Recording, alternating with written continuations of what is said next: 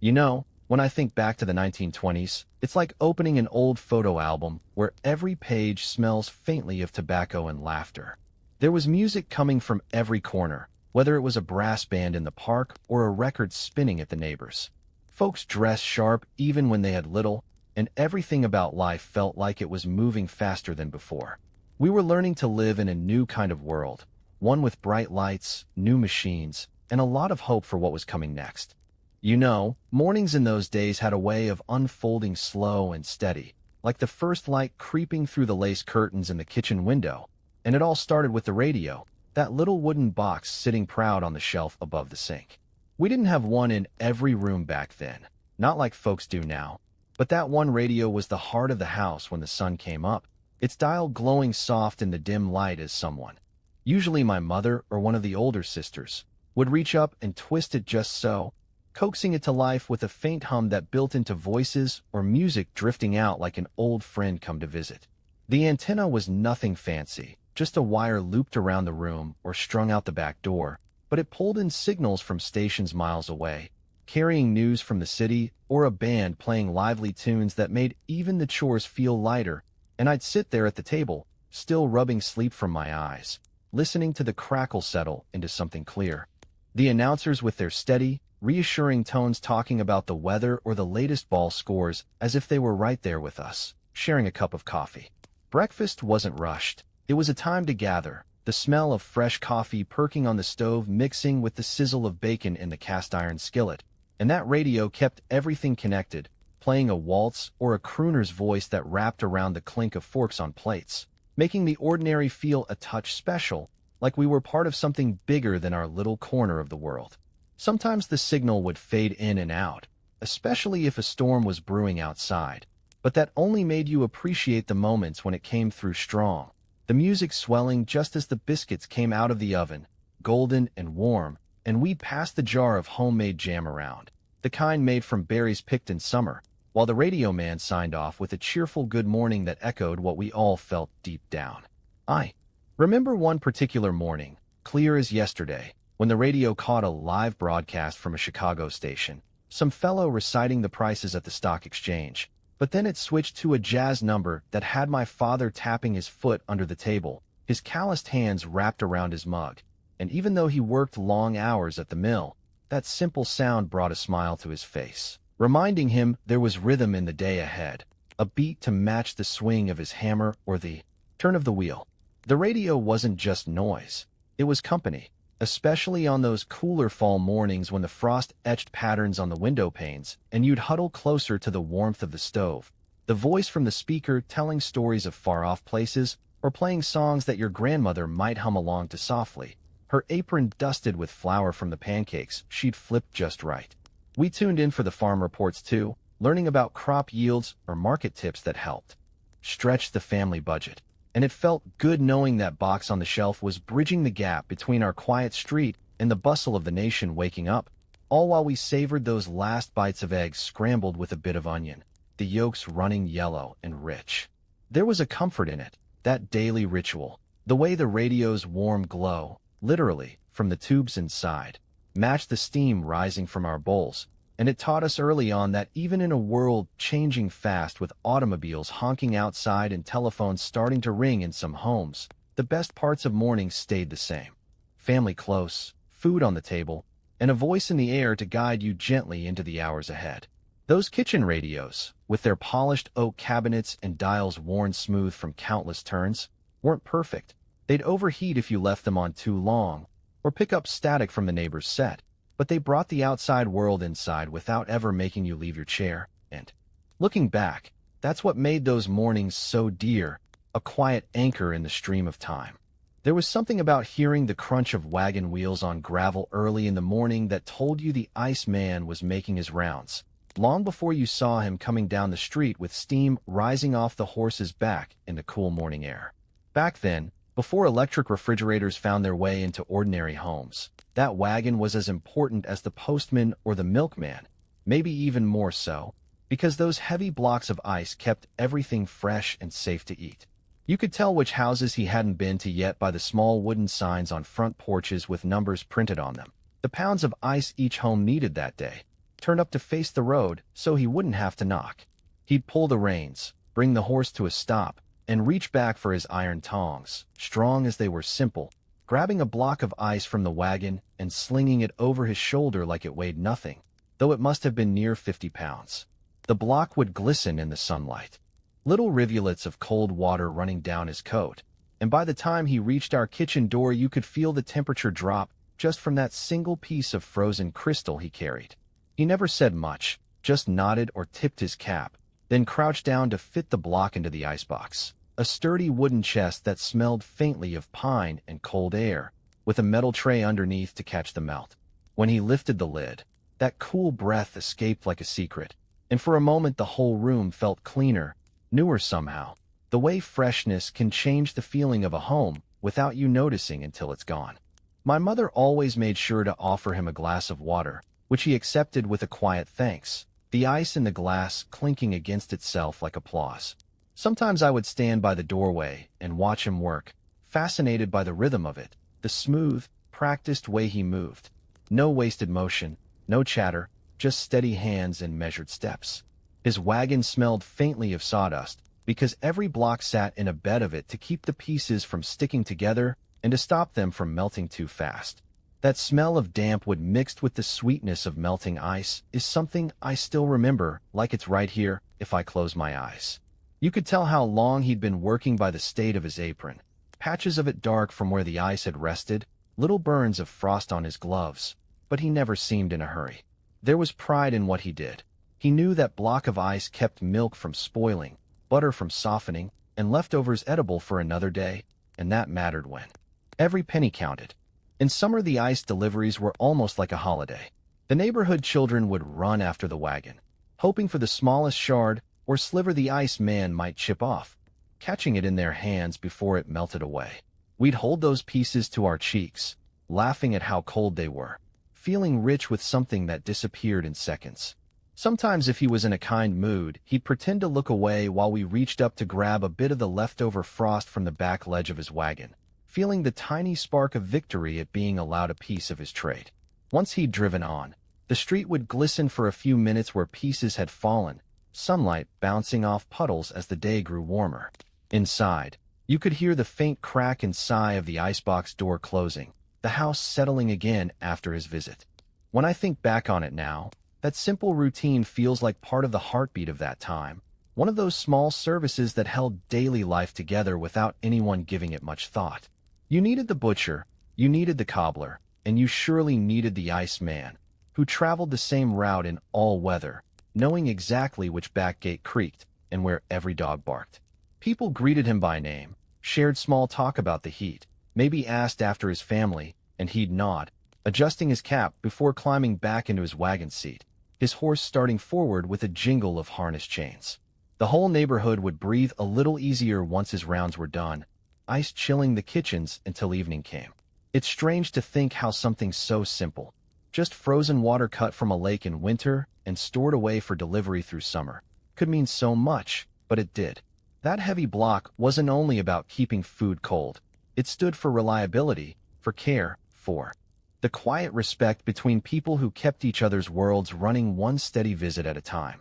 Even now, when I open a refrigerator without giving it a second thought, I sometimes remember that man's broad shoulders, his sure step on the porch, and the hiss of melting droplets hitting the floor as he worked, each sound belonging to a rhythm that's long faded but never forgotten.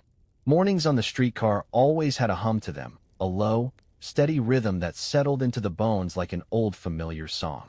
You could hear it even before the car came around the corner, that faint ringing of the bell mixed with the grinding of metal on metal as the wheels met the rails. Folks would gather along the curb, bundled in coats or with collars turned up, holding lunch pails or small satchels, talking in low voices while keeping one ear out for that sound growing closer. Then, in a rush of air and a hiss from the brakes, the streetcar would arrive, its doors clattering open, and people would step aboard with that small shuffle of feet and murmured greetings that made up the polite music of the morning rush. The wood inside was polished from years of hands gripping the same rails and benches, the floor always faintly slick from the rain or snow carried in on boots. There was usually a faint smell of oil, metal, and something clean, maybe from the conductor's uniform, and if you found a seat near the window, you could watch the city crawl awake as the ride began. Everyone had their place on those cars, even if no one had ever said a word about it. The conductor stood tall at the front, cap gleaming, always ready with a nod or a whistle pull, his movements as practiced as a dance. Workers sat near the doors for quick exits, secretaries and clerks more toward the middle, their gloved hands smoothing their skirts or straightening ties while balancing notebooks on their laps. Near the back there'd be older folks heading downtown for errands, retired men who took the car mostly to see familiar faces and exchange a word or two with someone they'd known for years. Strangers often recognized each other by sight, if not by name, giving small nods that said good morning without ever needing to say it out loud. It was a quiet kind of fellowship, built from all those mornings spent side by side, watching the same streets go by through fogged-up glass. The ride itself wasn't always smooth. Those wheels hit every joint and bump along the tracks, but no one complained much. The rattling, the slight shaking of the car as it rounded a turn, even the sparks that flew from the overhead line now and then, all of it became part of the day's rhythm.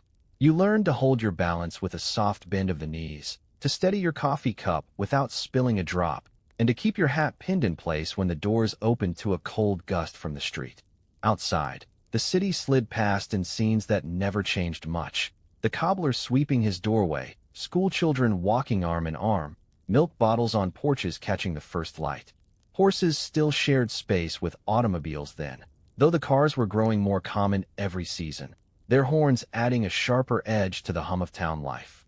You could see the world shifting right out the window, but still feel safe in the slow rhythm of those tracks that always led home again. Some mornings, if you were lucky, someone up front might have a pocket radio playing faintly through tiny earbuds, the sound barely spilling over, and everyone nearby would tilt an ear to catch a bit of tune or headline. Other days, conversations filled the space instead, news about factories hiring, someone talking proudly about their new baby, someone else complaining about the price of bread. The conductor often had a story or a joke ready for the regulars, told without breaking stride as he collected fares or pulled his cord to signal the next stop.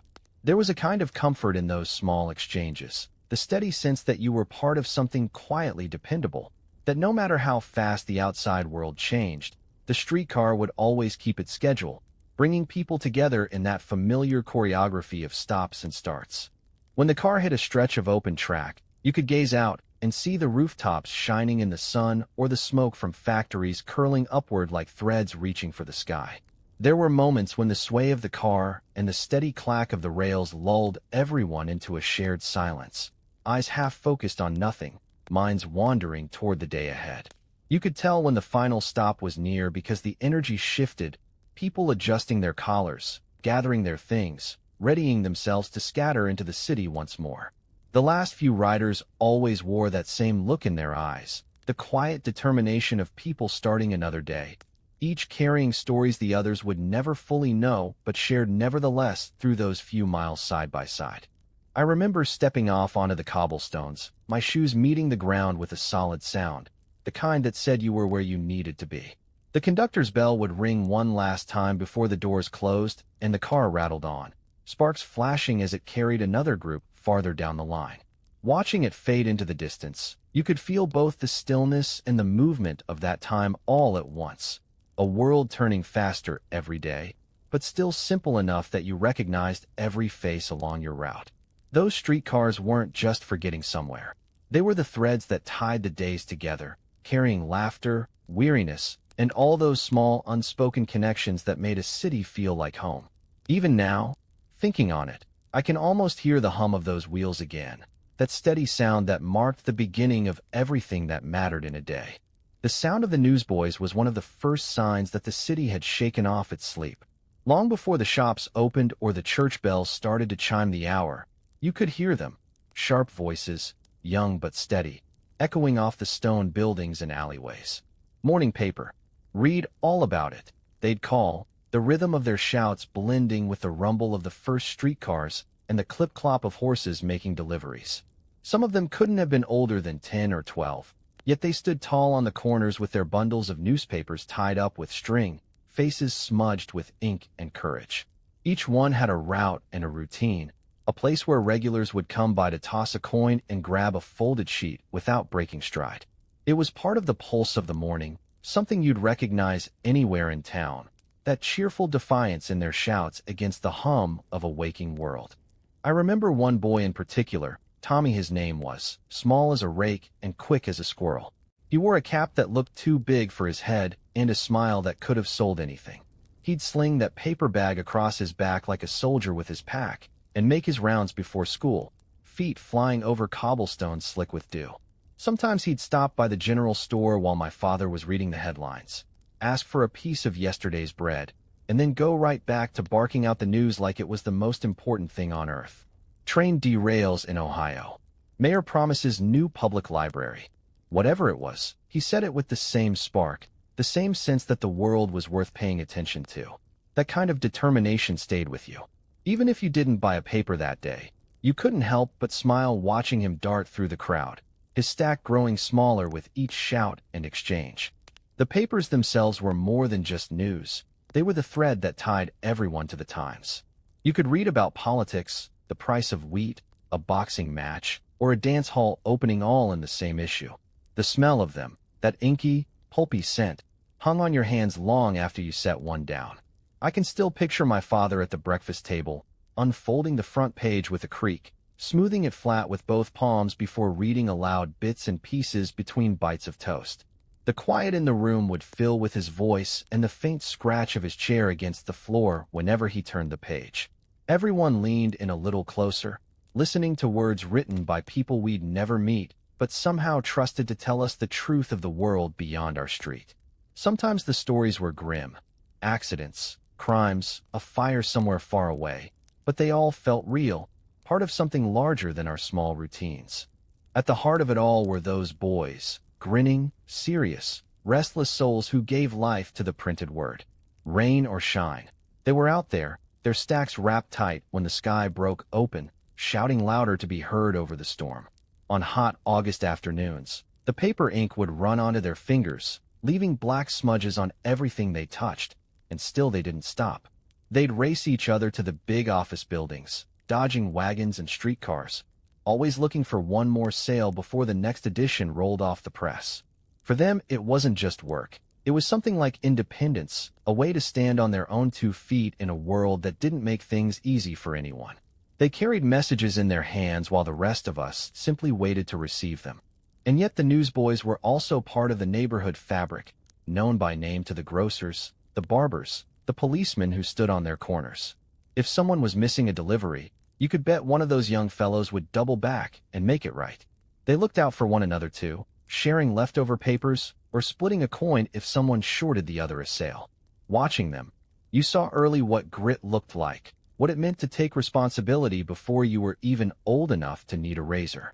They laughed easy, worked hard, and seemed to know the city better than anyone, every shortcut, every alley, every clock tower's chime. By mid-morning, their job was mostly done.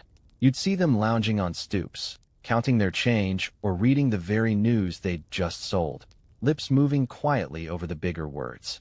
The streets felt different once their voices faded, a little emptier somehow, as though something essential had gone quiet. The day moved on, but their energy lingered, carried along by the breeze that fluttered the pages of papers left open on counters and benches. For those of us who grew up then, that sound of distant shouting still lives somewhere in the mind. Whenever I hear a newspaper rustle or catch the faint sharpness of ink on my fingers, I think of those mornings and that proud little army marching through them, each boy with a story at his fingertips, calling out not just the headlines but the heartbeat of a changing century. It was noise and hope and motion all at once, and the city would have felt half asleep without them. Evenings in those days carried a certain quiet that felt heavier after sunset, the kind that settled like a soft blanket over the neighborhood once the last wagons had gone by and the lamps were burning low. We didn't have television or anything that kept noise running through the rooms, but what we did have was the gramophone, that proud machine standing like a piece of furniture with its brass horn and polished wood, always waiting for someone to wind it up. The act itself was half the magic.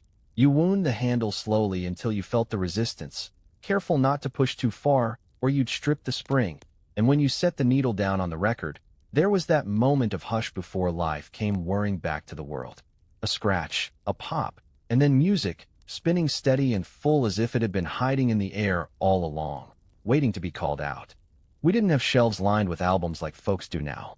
There might be 3 or 4 records in the whole house. Each one played so often the labels were worn almost blank. There was usually some dance tune, a slow waltz, and one of those sentimental ballads that made your mother pause whatever she was doing so she could hum along. Everyone treated those discs carefully, holding them by the edges, sliding them back into their paper sleeves like something sacred. When the needle started its journey around the grooves, the whole house changed. Chores stopped. Voices lowered. Even the littlest ones hushed as if the music itself had a say in it. The sound wasn't perfect. It warbled sometimes, or the needle skipped if the record had been scratched, but we didn't mind, because every crackle felt like proof that it was ours, a living thing brought back to life each night by our own hands. Some evenings, neighbors would drop by, invited or not, drawn by the sound drifting out the windows. Doors stayed open in the summer. Nobody minded the extra company. Someone might bring a plate of cookies or a pot of coffee, and before long the small living room would fill up with people perched on chairs and the arm of the sofa, tapping their feet or snapping their fingers. The gramophone sat in the corner like the honored guest, the horn shining gold where the lamplight hit it. Once the song ended, there'd be a moment of chatter, talk about who was performing, whether they'd play that tune down at the local hall, small debates that never turned serious because the next record was already waiting. The quiet between songs had its own heartbeat too, that faint clicking as the record slowed before stopping completely, someone hurrying to lift the needle before it ground into silence. There was one record I remember most clearly. It was a lively jazz number, all horns and drums, the kind that woke up something inside of you before you knew what to do with it. My sister loved that one. She'd grab whoever was closest, brother, cousin, even father if he'd let her, and spin across the rug, laughing until her curls came loose. You couldn't listen to it without smiling, even if all you did was sit and keep time with your foot. Nights like that blurred the edges of long work days and small worries, turning an ordinary living room into something close to a dance floor, just for a little while. You could forget about bills, the cold outside, or the hard week ahead, because that little machine filled the air with something bright, something that made everything feel all right again. Later, as the night grew quieter, the songs would soften. Someone always chose the ballad to finish with, something slow and sad in that sweet way songs could be, about love gone by or long roads home. The needle glided gently through the last inch of the groove while the oil lamp flickered and shadows stretched tall across the walls. Sometimes the record faded right into the hush of conversation, someone telling a story, another stifling a yawn, a bit of quiet laughter before the final scrape of the needle told you the music was over for good that night. Then came the small rituals again, dusting the record, returning it to its sleeve, setting the tone arm back in place, and winding the handle just a touch so it'd be ready for next time. The sound that lingered afterward wasn't really silence. It was the memory of the song, still humming somewhere faint and steady in the back of your mind. Looking back, I think those evenings were more than just entertainment. They stitched people together. The music wasn't coming out of a concert hall or a broadcast. It came from your own room, your own touch. It didn't take much to make happiness then, just a turn of a crank, a scratched record, and the right company to share it with. Even now, when I hear that faint scratch and pop of an old recording, it pulls me right back to those nights by the lamp, the air thick with warmth and cigarette smoke, a house full of gentle laughter, with the record turning slow and sure as the world outside slipped quietly into darkness. Saturday nights had a kind of glow to them, a hum that built all week long as people looked toward that one evening when the worries of work could be set down for a few hours.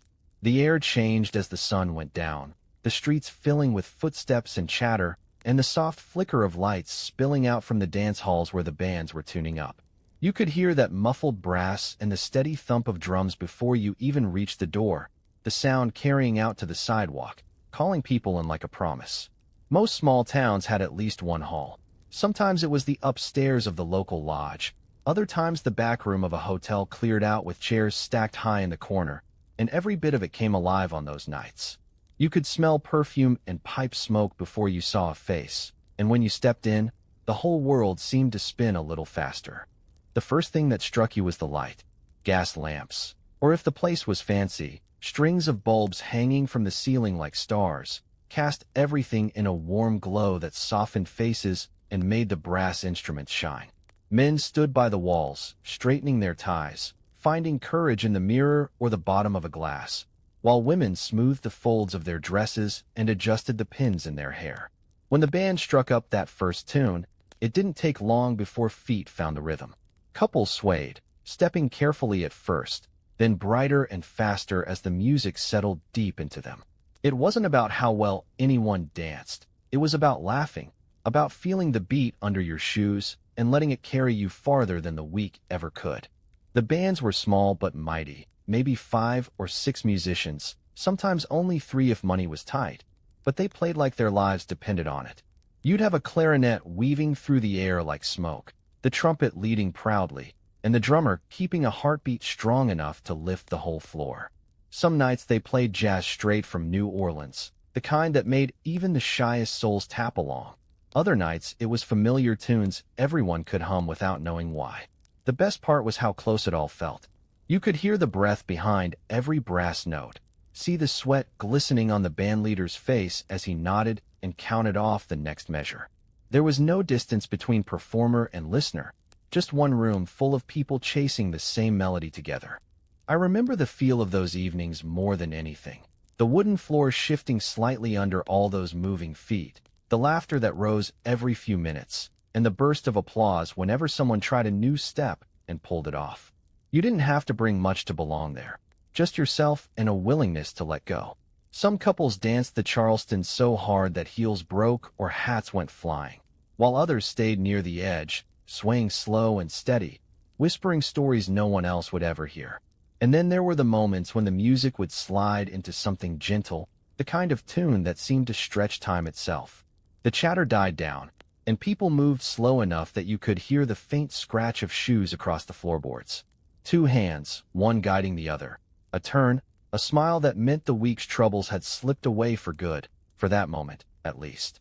Even if you weren't dancing, it was enough to sit nearby, maybe with a sarsaparilla in hand, taking it all in. You could feel the building itself breathing along with everyone inside, boards creaking as if keeping rhythm too. The voices blended into the music, none of it rehearsed, but all of it right. And now and then applause would erupt for no reason at all, just because it felt too good not to clap. The windows fogged up by midnight, and you could trace shapes in the condensation while couples ducked out for fresh air, laughing quietly before coming back in for one last song. By the time the bandleader tipped his hat and played that familiar closing number, everyone knew it was almost Sunday again, but no one wanted to be the first to stop moving. When the final chord faded, there was a hush, soft but full, the kind that wrapped around the whole room like contentment. People stood catching their breath, voices lowering again, laughter still hanging in pockets of the air. The musicians began packing up, their instruments gleaming under the low light, and the crowd trickled out slowly, shoulders brushing in that quiet way that said see you next week without needing to say it aloud. The walk home felt easier after those nights, no matter how tired your legs were. The music followed, faint and lingering in the mind like the scent of perfume that clung to your clothes. You'd wake the next morning with the rhythm still playing somewhere beneath your ribs, proof that for a few hours, you'd been part of something real. A whole roomful of people turned, for one night, into music itself. It spread faster than anything I'd ever seen. That dance, that wild new step they called the Charleston. One week, nobody had heard of it, and the next, it seemed the whole town was kicking up their heels to its rhythm. It came north with the music, carried by the bands that played in the smoke-filled clubs and crowded halls, and it jumped from the floorboards straight into the hearts of everyone who heard it. There was something free about it, something defiant but cheerful too, like the world had decided to laugh a little louder after so many serious years. The rhythm snapped and swung, all elbows and knees, fast feet and faster smiles. You didn't need lessons, not really. You just needed to let the music take hold and forget about how you looked. The first time I tried it was at a friend's birthday down at the Eagles Hall. The band was heavy on the horns that night, the drum cracking sharp like gunfire, and before long, everyone was shouting and clapping, egging each other on. I remember watching the girls in those new dresses with the fringe that shimmered when they moved. The fringe always seemed to dance a few beats ahead of them. The men tried their best to keep up, arms swinging wide, knees turning in and out until half of us were red-faced and laughing too hard to go on. Nobody cared if your steps were right. You just kept moving, your body bouncing to the rhythm like you'd never known stiffness or worry in your life. The room grew hot and noisy, the floor shuddering under the weight of so many shoes pounding in time. You could smell sawdust, sweat, and perfume, all blending together into the scent of joy itself. What made it special wasn't just the dance. It was the way it changed how people carried themselves. Before the Charleston, dancing had been a bit more careful. You held your partner close, kept your movements modest, followed the rules. But this new style tossed all that aside. You could dance alone or side by side, grinning over your shoulder, daring your partner to match your steps. The old-timers frowned a little, muttering that it was too wild, too undignified, but nobody could stop it. The young folks had found something that belonged to them, a language that needed no permission. Even those who claimed they didn't approve found their toes tapping anyway. It was infectious that way, unstoppable as laughter. On Main Street, you could tell who'd been at the dance by the scrape of their shoes the next morning or the way their knees seemed to ache as they walked. Tailors started stitching lighter suits, and shoe stores couldn't keep enough sturdy soles in stock. Ladies chopped their hair shorter so it wouldn't whip across their faces when they spun, and even the radio shows began slipping the new rhythm into evening broadcasts. For a while, it seemed the whole country had caught the same fever, shaking off the dust of the older days and charging headlong into something bright and daring. You could hear the Charleston echoing from porches, soda shops, even baseball fields, wherever someone had a record player and enough space to kick out a leg. It wasn't polite, maybe, but it was honest. It was life in motion, pure and unfiltered. Sometimes I think it wasn't just about dancing at all. It was about breathing again, about proving that even if the world was changing faster than anyone could make sense of, joy could still keep up. The flapper dresses, the shiny shoes, the laughter that spilled out into the streets. It was all part of the same energy, the sense that this was the beginning of something new and we were lucky enough to be standing right in the middle of it. There wasn't a man alive who could watch that kind of freedom twirling across the floor and not feel it deep in his chest. Even the band seemed caught up in it, the drummer grinning from ear to ear, the horn player bending each note just enough to make it swing harder, the whole room swaying under a single heartbeat. And yet, the Charleston fever had its softer side too. You'd see couples outside after a long dance, leaning against brick walls to catch their breath, hair damp and cheeks flushed, laughing quietly as they talked about nothing at all. The glow from the hall windows spilled onto the pavement, and the faint rhythm still drifted through the open door. Maybe that's what stays with me most, the sound of that rhythm fading into the night while people wandered home, their steps still half in time. For days afterward, you'd catch yourself humming it while walking to work or waiting for the streetcar, your foot tapping before you even noticed. It became the sound of the decade itself, full of motion and promise, spinning everyone together like pieces of a single melody too good to end. Even now, when I hear the first few notes of that song, I can almost see the room again, full of swirling skirts, shining shoes, and that endless laughter rolling like thunder through the walls. It wasn't just a dance. It was the heartbeat of an age that believed tomorrow could only get brighter. Every town back then had a band of its own, no matter how small or far removed from the big city scenes. Ours wasn't made of professionals or famous names, just a handful of young men who loved to play and couldn't go a week without performing somewhere. They had a trumpet player named Eddie, tall and good-natured, who had taught himself from listening to records sent up from New Orleans. Beside him was Raymond on the clarinet, a quiet fellow with thick glasses who never said much until he started to play, and then it was like the instrument did the speaking for him. The drummer, they called him Shorty, though he wasn't short at all, and he hit those skins with a precision that turned a plain rhythm into something you could taste in the air. They practiced in Eddie's father's garage, where the smell of oil mixed with the brass scent of their instruments, and by dusk, you'd see neighbors gathering on the sidewalk just to listen through the open door. Sometimes, after enough nights spent rehearsing, they'd play down at the town hall or the open square, and those evenings had a special charge to them. Folding chairs were dragged out from every home, lanterns hung from trees, and the sound of tuning instruments carried softly before the show began.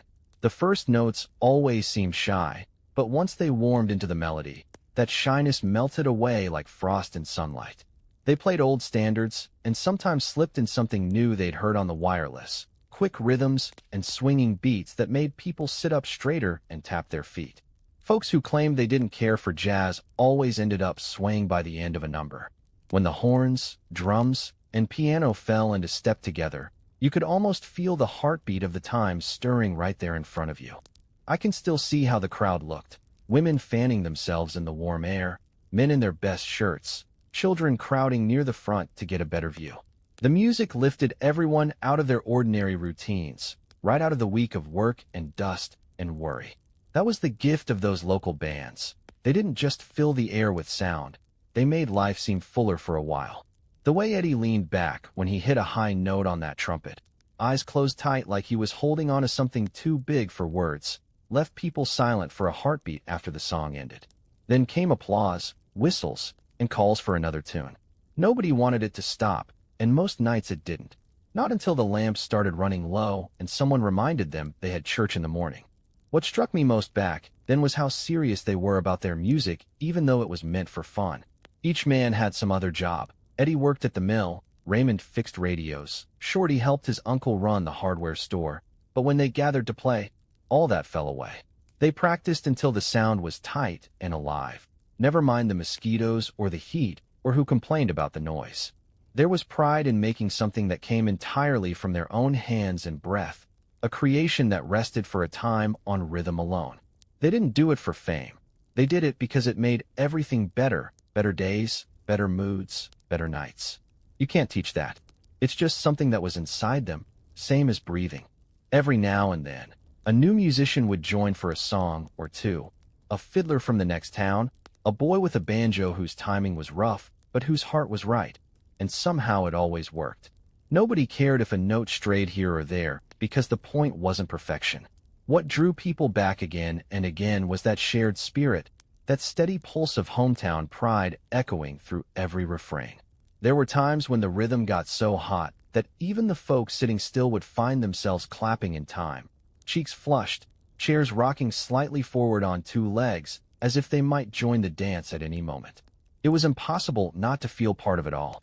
When the night ended, and the final ragtime piece faded into the crickets, the crowd would linger.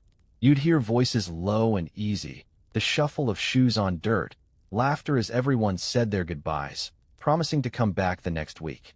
The musicians packed up their instruments slowly, running cloths over the brass, careful with every piece, the same kind of care you'd give something sacred. Sometimes someone would hum the last tune on the way home, and before long, you could hear others picking it up, the melody drifting down the street like smoke. That's how you knew the music had truly worked. It didn't stop when the playing did. It stayed inside you, kept pace with your walking, softened whatever weight you carried in your heart. Even now, I think about that small-town band and the nights when the air trembled with their sound. No recording could ever catch what it felt like to be there, to see the reflections of oil lamps dancing on the trumpet, to feel the drumbeat pulse through the boards under your shoes. Maybe that's why those memories stay so strong. They belong to living moments, shared openly, then gone in the same breath. The world then was still learning to move to this new kind of rhythm, something freer and braver than before, and for those of us who were lucky enough to hear it firsthand, it never quite left us. The local bands may not have played for fame or money, but what they gave was far more lasting. A sound and a spirit that turned the nights golden and left a glow that no silence could ever dim. I remember that night as clear as if it were yesterday, though it's been a lifetime since then. It was summer, humid enough that shirts clung to your back and the windows had to stay open all evening to coax in a bit of breeze. We had gathered in the front room, the lights turned low, the radio sitting on the side table glowing faintly with its orange tubes. Radios were still a bit of a marvel back then, something that tied little towns like ours to faraway cities, and every evening it seemed someone found something new worth tuning into. That night, my father fiddled with the dial, easing it between bursts of static, until a sound broke through that wasn't like anything we'd heard before. It wasn't just music, it was a feeling, a kind of joy that came roaring straight through the static like it knew exactly where it was headed. At first, there was confusion. The announcer had introduced a band from Chicago, but the name hadn't registered. We were used to dance tunes, polite numbers from New York orchestras, maybe a soft piano ballad now and then. But this was brass and sweat and laughter all tangled together in a way that left no room for stillness. The horn came first, clear and bold, bouncing off the walls as if daring you not to grin. That was the first time we heard Louis Armstrong. None of us knew his name yet, but within seconds, the entire room had fallen silent except for that music filling the space between us. My mother's hand froze halfway to her coffee cup. My father leaned forward without realizing it, and I just sat there, feeling like time had cracked open and was letting something new pour out. The sound was alive in the way a street feels after a thunderstorm or a crowd does before the laughter breaks loose. You could hear every breath behind the rhythm, every heartbeat in the space between the notes. The drum was steady but loose, the kind of beat that made your shoulders start to move without permission. And that horn, there was something human in it, something free. It wasn't tidy or proper like the polished orchestras we'd heard before. It shouted and sighed, ran wild one moment and gentle the next, full of warmth that words can't hold. You could picture the man behind it, eyes shut tight, face bent toward the horn, pulling all that sound from someplace deep inside where regular speech could never reach. When the record ended, the room stayed still for a long moment, almost like we were waiting to see if the silence itself might sing. My father turned the volume down a notch, then back up, hoping to catch the announcer repeat the name. We leaned closer, barely breathing as the man said it again, Louis Armstrong and his Hot Five. That was it. Nothing more, nothing less. Just a name, but it landed like some kind of landmark news. Even the older folks who didn't much care for jazz couldn't deny there was something special in that sound. It felt larger than us, like the whole country had just turned a corner and we'd been there at the very moment it happened. The next day, people were talking. The station's reach wasn't strong, and not everyone had caught the broadcast, so those who did tried to explain it, fumbling for the right words. Nobody could quite manage it. You couldn't describe that sound properly without hearing it. So we waited for the station to play the song again. When they finally did, more neighbors gathered to listen.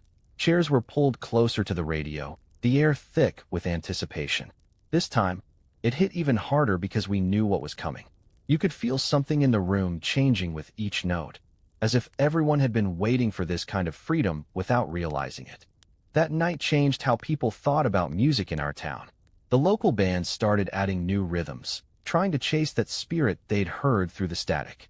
You could see fellows practicing trumpet solos after work, tinkering with melodies that left more space for laughter and surprise. Even the older generation, though they'd shake their heads and call it noisy, couldn't help smiling a little when it played over the air again. It was as though Louis Armstrong had reached through every speaker and said, "Here, this is what joy sounds like when you let it breathe." Looking back, it wasn't just about one song. It was about the feeling that something new was possible, something brighter and braver than before. The whole country was moving fast, cars getting quicker, cities stretching taller, people learning to chase radio waves instead of letters, and that sound fit right in with the time. It spoke in a language that didn't need translation. Laughter, sorrow, love, hope, all wrapped up in a trumpet's cry. For the rest of that summer, every house with a radio seemed to be waiting, tuning in just in case that song returned. And when it did, even faint through the static, the world outside faded for a while, leaving only that golden thread of sound connecting every listening heart. I didn't know then what a legend Louis Armstrong would become, but I knew that night that music would never sound the same again. There are some tastes and moments so simple that they never really leave you, and for me, one of them will always be that first Coca-Cola bottle on a hot afternoon in the summer of 1925. The air shimmered with heat that seemed to stick to your skin, and the dust from the road clung to everything. The porch rail, the screen door, the brim of your hat. Back then, a nickel was enough to buy a small measure of luxury, something you didn't have to need, but wanted just because it made you feel good. We didn't drink it often. Money had to stretch, and every treat counted. But when you did have one of those bottles in your hand, cold enough that moisture ran down your wrist before you took the cap off. It felt like holding a piece of happiness itself. They sold them at the corner drugstore, the one with the big awning and a small soda fountain just inside the door. You could hear the pop every time a clerk pulled the iron cap remover down and freed that familiar hiss of carbonation escaping. The bottles were green-tinted glass, thick and curved just so, cool to the touch even when the day was blazing. Someone had thought about how they'd fit perfectly in your grip, how the glass caught the light like sunlight through river water. I remember standing there, watching the bubbles rise through the syrup-dark liquid like miniature fireworks trapped inside, thinking nothing in the world could look more refreshing. And the truth is, nothing really did. You didn't gulp it down quickly. You sipped it slow, like it deserved respect.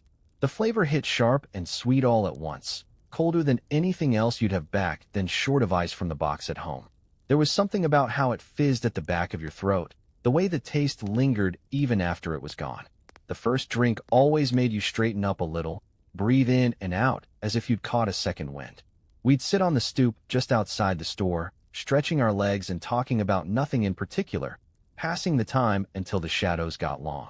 The glass bottles clinked softly every time someone set one down beside them. A sound so simple and small, but so full of life you didn't notice until years later how much it meant. Saturdays were best for it. The town was busier then, and the store kept a galvanized tub right by the counter, filled with chipped ice that smoked in the heat. It was a sight that could cool you just by looking. For every bottle someone bought, another was pulled from that tub, dripping and shining, its red label bright as a cardinal's feather. The clerk would slide it across the counter with that practiced ease of someone who'd done it 1,000 times, and you'd hand over your nickel, feeling the weight of the coin leave your fingers just as the chill of the glass took its place.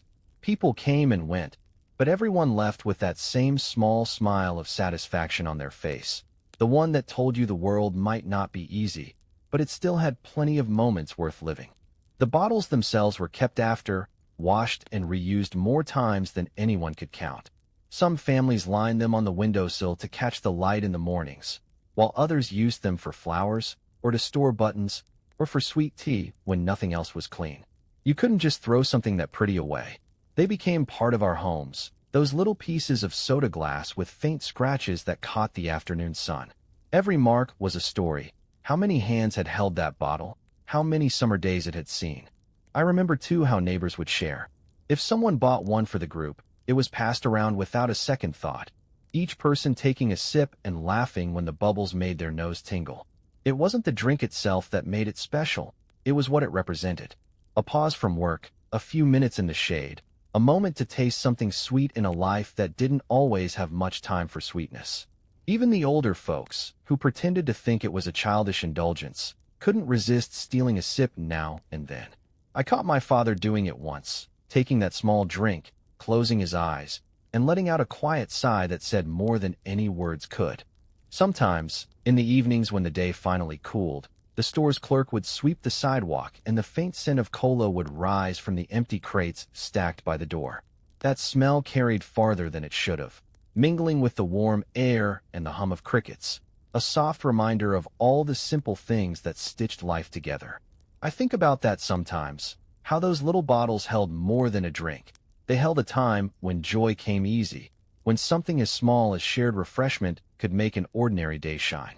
You can still find Coca-Cola now, of course, but it's not the same. It's too common, too expected.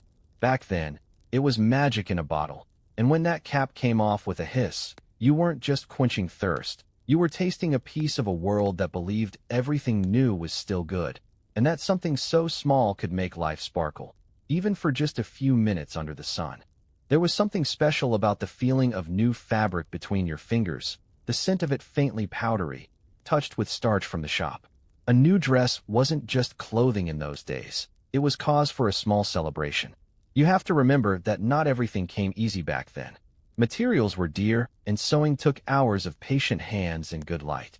A new dress often meant something had been saved for, planned for, maybe even dreamed about while mending the old ones for the 100th time. It might have been stitched by hand from a pattern found in the pages of a magazine, or bought from a general store after weeks of putting coins aside in a jar beneath the kitchen shelf. But however it found its way home, It always brought the same small thrill, the sense of being renewed, even if the rest of the world stayed the same. I can still see my mother standing by the window the day she finished one for my sister.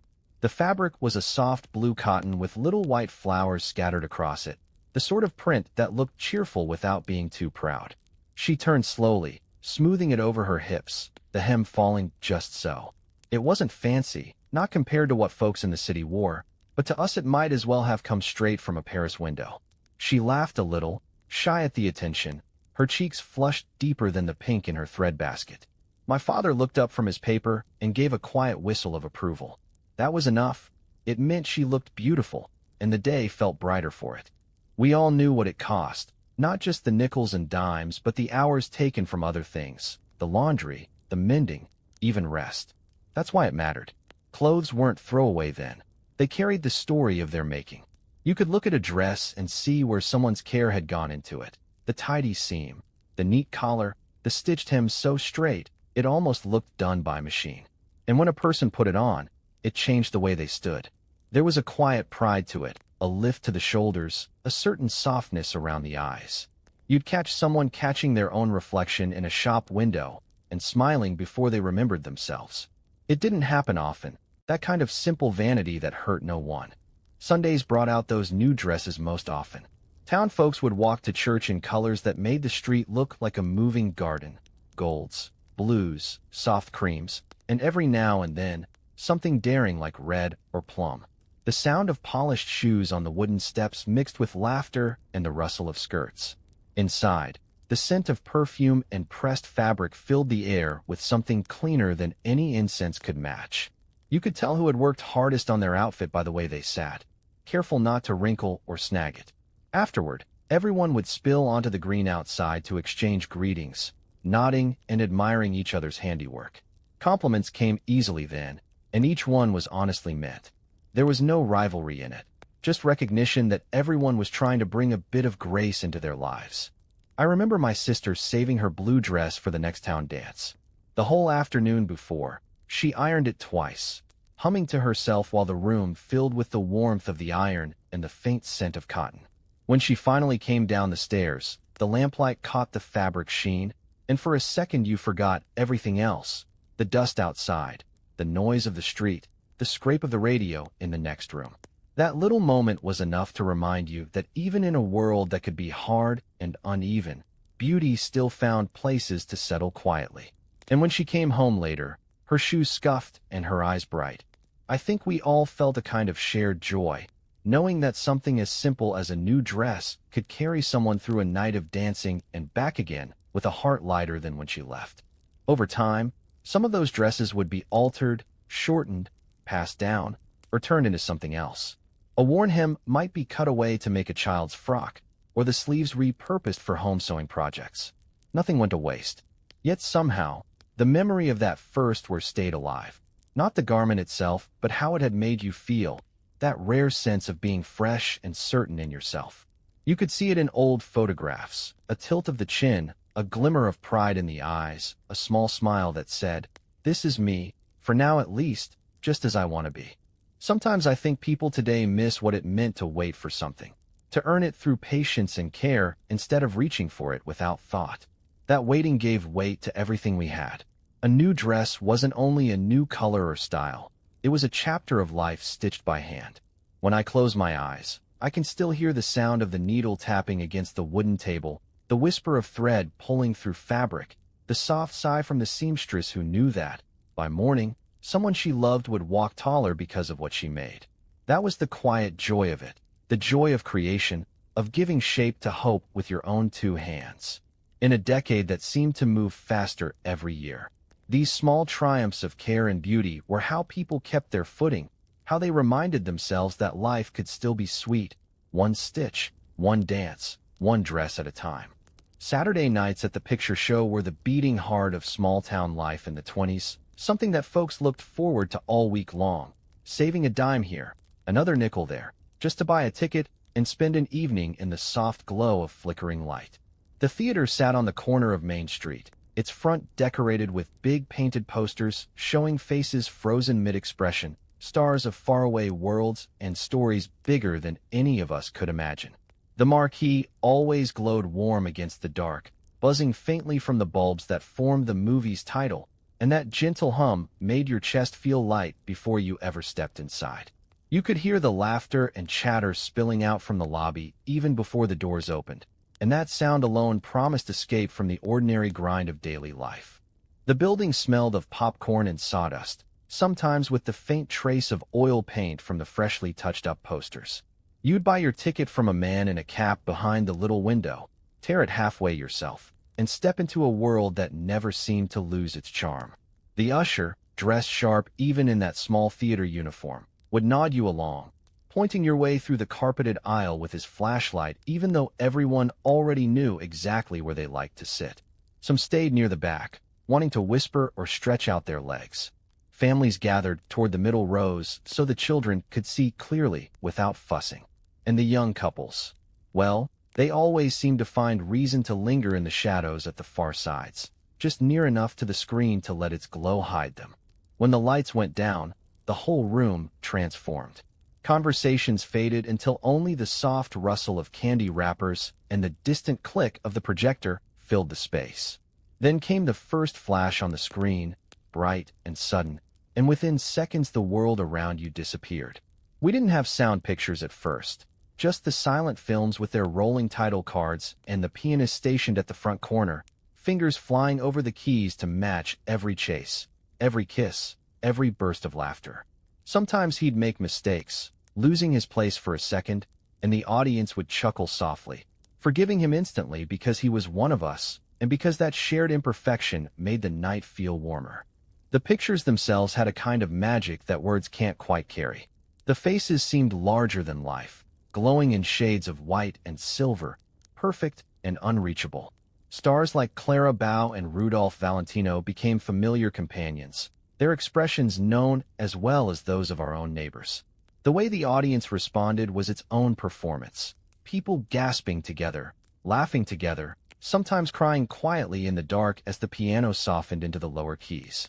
I can still remember the hush that fell when the film reached a tender scene, the silence holding steady until the pianist lifted it again and the spell broke. Even now, I can picture the flicker of light across rows of faces, each one turned upward, illuminated for a heartbeat before vanishing again into the dark.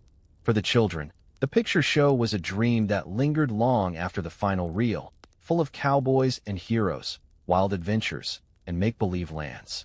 For the grown-ups, it was something gentler, a brief forgetting of bills and chores and long shifts, a way to feel part of something grander. The theater gave everyone an equal seat in that dream, and that meant something. When the newsreel came on before the feature, showing places most would never see, foreign cities, presidents speaking, great events unfolding across the ocean, it was like touching the pulse of the wider world while never leaving town. For 10 cents, you could feel both wonder and belonging, all within the same hour.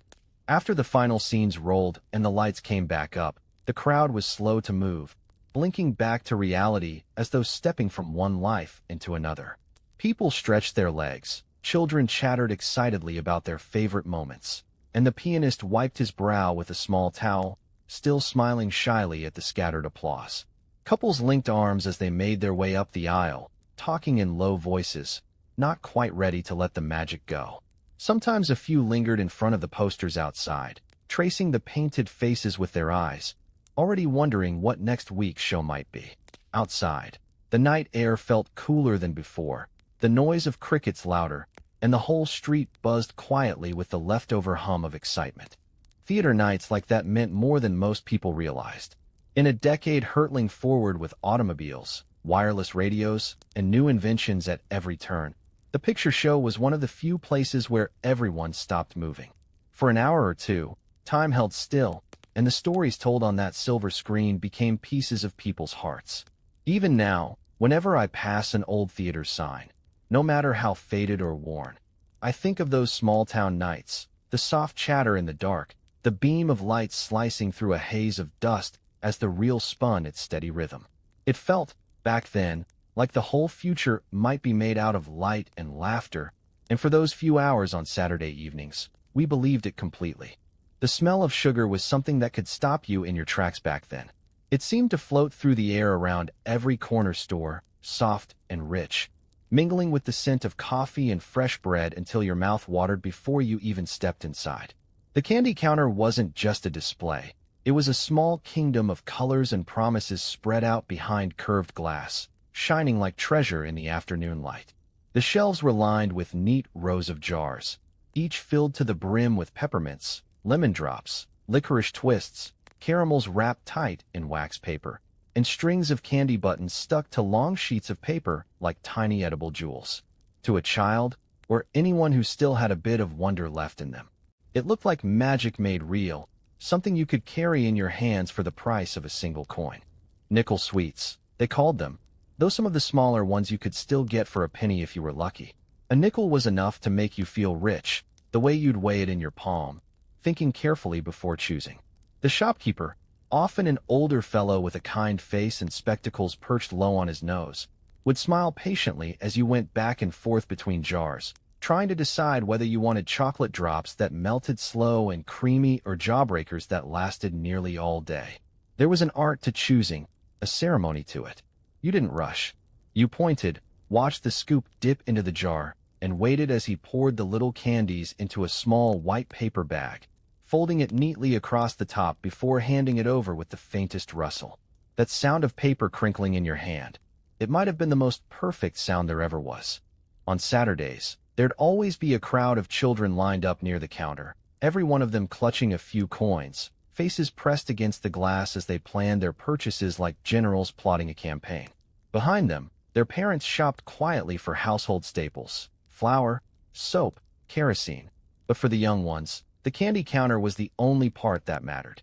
Grown-ups would smile at their patience, at least what little patience they could manage, and remember their own days of standing in that same line, clutching nickels that came from chores or good report cards. It was a small circle of joy that kept turning with every generation. Sometimes the candy counter sat inside the drugstore, next to the soda fountain where older folks gathered for conversation, sipping cherry phosphates or root beer floats while the sound of laughter mixed with the hiss and clatter from behind the counter. The air was always cool inside, even in summer, shaded by ceiling fans that hummed lazily above. The glass jars caught the sunlight from the front window, scattering it across the floor in little glimmers that made everything look golden. Now and then, a mother would call out a reminder not to spoil supper, but even she couldn't resist sneaking a few chocolate-covered peanuts from the bag her child held. There was something innocent about that shared indulgence. Nothing hurried, nothing guilty, just a moment taken to enjoy something small and sweet together. What I remember most, though, was the way those sweets seemed to define the rhythm of small-town days. You'd walk past the store after school, and maybe the bell over the door would ring as a few friends slipped inside, their laughter spilling out behind them. On hot days, the chocolate would soften just enough to leave a trace on your fingers, and you'd lick it away before anyone noticed. Winter brought other pleasures, peppermints that cooled your breath until it stung, or molasses taffy that pulled so hard it made your jaw ache. The seasons changed, but the candy counter never did. It was always there, steady and glowing, waiting for whoever needed an extra bit of sweetness to carry them through. When you got older, you might stop in for other reasons, to buy tobacco, to pick up a newspaper, but those jars still caught your eye. You'd tell yourself you didn't need any, then pause and buy a small handful anyway, wrapping it up just the way you did when you were young. That first bite brought everything back in an instant. The sun on the sidewalk, the sound of your shoes scuffing the wood floor, the joy of having something that belonged entirely to you, even if it lasted only a few minutes. That, I think, was the true charm of those days. Pleasure wasn't about owning much. It was about knowing how to love the small things deeply enough to give them meaning. Even now, when I pass a shop that sells old-fashioned sweets in glass jars, I can almost hear that soft jingle of the doorbell, smell the faint mix of sugar and dust, and see the sunlight turning the candy into tiny stained glass windows. The memory of buying those nickel sweets isn't just about the taste. It's about the feeling of a world that moved slower, where joy lived in simple decisions, and the sharp crack of butterscotch was the grandest sound a day could hold. In that brief exchange between customer and shopkeeper, one nickel sliding across the counter, one small bag sliding back, life felt fair and kind. And maybe that's why that memory still lingers so clear, like the sweetness that stays on your tongue long after the candy's gone. Sunday nights had a rhythm all their own back then, slow and gentle, like a tune everyone in town already knew by heart. The day began quietly, with the morning light spilling through lace curtains, the smell of coffee and baking bread carrying through each room. Church came first, of course, and afterward there was always that same peaceful stretch of afternoon, full of talk and the clatter of dishes being readied for supper. Those were the hours that gathered everyone back home, no matter how far the week had pulled them apart. You could tell a lot about a family by how they kept their Sundays, some lively with laughter, some soft with quiet conversation, but each one held together by the same sound, the rattle of silverware and the murmur of familiar voices around the table. It was rarely fancy food, not unless it was a holiday or someone had company coming. More often than not, dinner meant a roasted chicken that had spent half the day in the oven, potatoes mashed smooth with a touch of butter, and bread still warm enough to steam when you broke it. The smell alone could make your mouth water long before the plates were out. There was always a pitcher of milk or sometimes lemonade in the summer months, and if there was pie cooling on the windowsill, well, that made the whole house seem brighter before you ever took a bite. I remember the way the table looked, covered with a simple cloth, a few candles lit even when the sun was still hanging low outside. Everyone had a place, and everyone knew it. Sometimes a neighbor or a friend would stop by, and there was always room for one more chair to be pulled up, one more plate set out. That's how it was. You found a way to stretch whatever you had, so no one left hungry. I can still hear the shuffle of boots on the porch, the knock on the door answered by a quick, come in, and then another voice added to the evening's small chorus. The windows might fog at the edges from the warmth of the stove, but nobody minded. You could look around and see it on every face, the deep, easy kind of contentment that comes when simple things are enough. The children had their own little traditions, fidgeting in their seats, sneaking glances at the dessert before they'd even begun their vegetables. Parents pretended not to notice, smiling behind their forks. It wasn't just about the food, though. It was about being together without hurry. Stories were told, plans were made for the week ahead. Sometimes a joke passed around the table that left everyone laughing so hard they wiped tears from the corners of their eyes. My father had a way of telling stories that made even old memories feel new again, and when he leaned back in his chair with that satisfied sigh after the meal, you knew all was well in the world, at least for that one evening. After the plates were cleared, the kitchen came alive again with the sound of washing and drying, the clinks and splashes blending into a rhythm of their own. The older children might help with the dishes while the younger ones played quietly nearby, pretending not to be sleepy yet. You'd hear the rooster crow far off or the faraway whistle of the evening train, reminders that the rest of the world was still moving even as time stood still inside that little house. If someone had a small radio, it might be turned on low, playing a hymn or one of those soft melodies that filled the pauses between words. It was never loud enough to break the spell, only gentle, a sort of soundtrack to the settling of the day. By the time the last dish was put away, the lamps turned low, and the night air drifted in through the screens. That feeling of calm settled over everyone. The adults might linger for one more cup of coffee, their voices dropping softer now, while the children yawned wide enough for the whole room to see. The lingering smell of roast and bread would hang in the air long after the table was cleared, a scent you could almost rest your head on. Then came the small rituals before bed, doors checked, prayers said, light footsteps on the old wooden stairs. Looking back, I think those suppers did more to keep families strong than anything else. They reminded us that no matter how busy or uncertain the days could get, there would always be a place to return to, a table where the world felt safe again. It wasn't grand, and it wasn't meant to be. The joy was in the sameness of it, the same worn dishes, the same stories half retold, the same faces meeting the glow of the same lamplight week after week. Life spun fast outside those walls, but inside, it slowed just enough for us to notice the sweetness in it. That's what I remember most, the quiet joy that came from a shared meal, from hands folded around grace, from the soft hum of appreciation for the food, the day, and each other. You don't realize when you're living it that you're holding on to something you'll spend the rest of your life trying to feel again, but those Sunday suppers had a way of staying with you, long after the plates and voices were gone. It's funny how the sound of a sewing machine could fill a house with a kind of comfort. It wasn't loud, not really, just steady and sure, like a heartbeat that held everything together. That soft whirring, the click of the needle rising and falling, the occasional hum of the wheel turning. Those sounds were as familiar as a clock ticking in the hallway or footsteps on the floorboards. You could tell when someone was at work behind the machine long before you saw them. It was the sound of care, of patience, of something useful being created out of nothing but cloth, skill, and time. Almost every home had one, a sturdy treadle machine set near a window, so there was enough afternoon light to guide the hands guiding the fabric. My mother's machine sat in the corner of the dining room, where the sunlight landed warm and clean in the late morning. The iron frame was scrolled and marked from years of use, and the wooden top gleamed from being polished so often with whatever oil she had handy.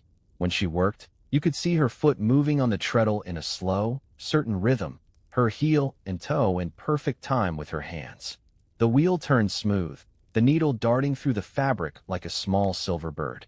You could hear the gentle swish of thread unwinding from the spool, the occasional snap when it ran out and had to be replaced. It seemed like nothing at all to her, just another day's work. But to me it was a small miracle, watching plain cloth shaped into something real and lasting. That machine saw to everything: clothes for growing children, curtains for the front room, tablecloths, aprons, and sometimes, when she could spare the time, something pretty just for the sake of it. There wasn't much wasted in those days. An old flour sack could become a blouse. A worn-out dress might be cut down into a shirt or a pair of small trousers. Every scrap found its next use somehow. On rainy afternoons, she'd sort through her basket of remnants, smoothing out bits of calico or gingham, matching pieces by sight and memory until a new idea took shape. Sometimes she'd hum while she worked, soft tunes that mixed with the rhythm of the treadle until it all became one easy, contented sound. Sewing wasn't just chores or necessity, it was its own kind of language. The women in the neighborhood spoke it fluently, trading patterns, tips, and scraps the way others traded recipes. If one had trouble with a seam or a stubborn machine belt, another would come by to lend a hand, and before you knew it, there was laughter in the house again. You could tell how close a family was by how many evenings they spent gathered near the sewing table, children playing nearby while their mothers stitched under the lamplight. The faint smell of machine oil mixed with the warmth of the room, and that steady rhythm never seemed to stop, long after the radio had gone quiet and the rest of the world had gone still.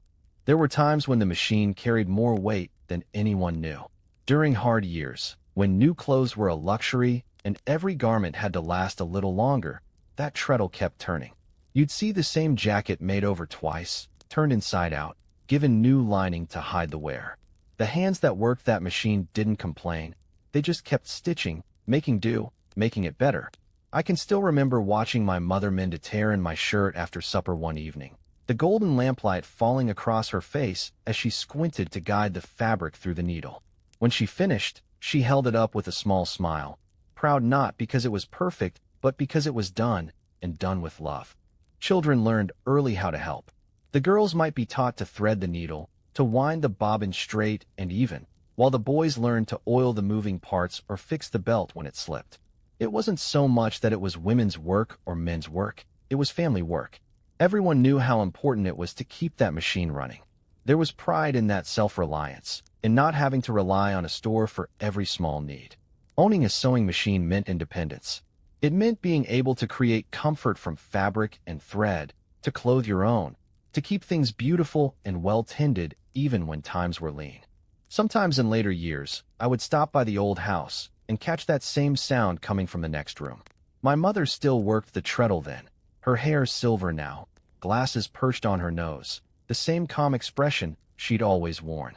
She didn't hear as well, and her hands had slowed some, but she still stitched straight and true.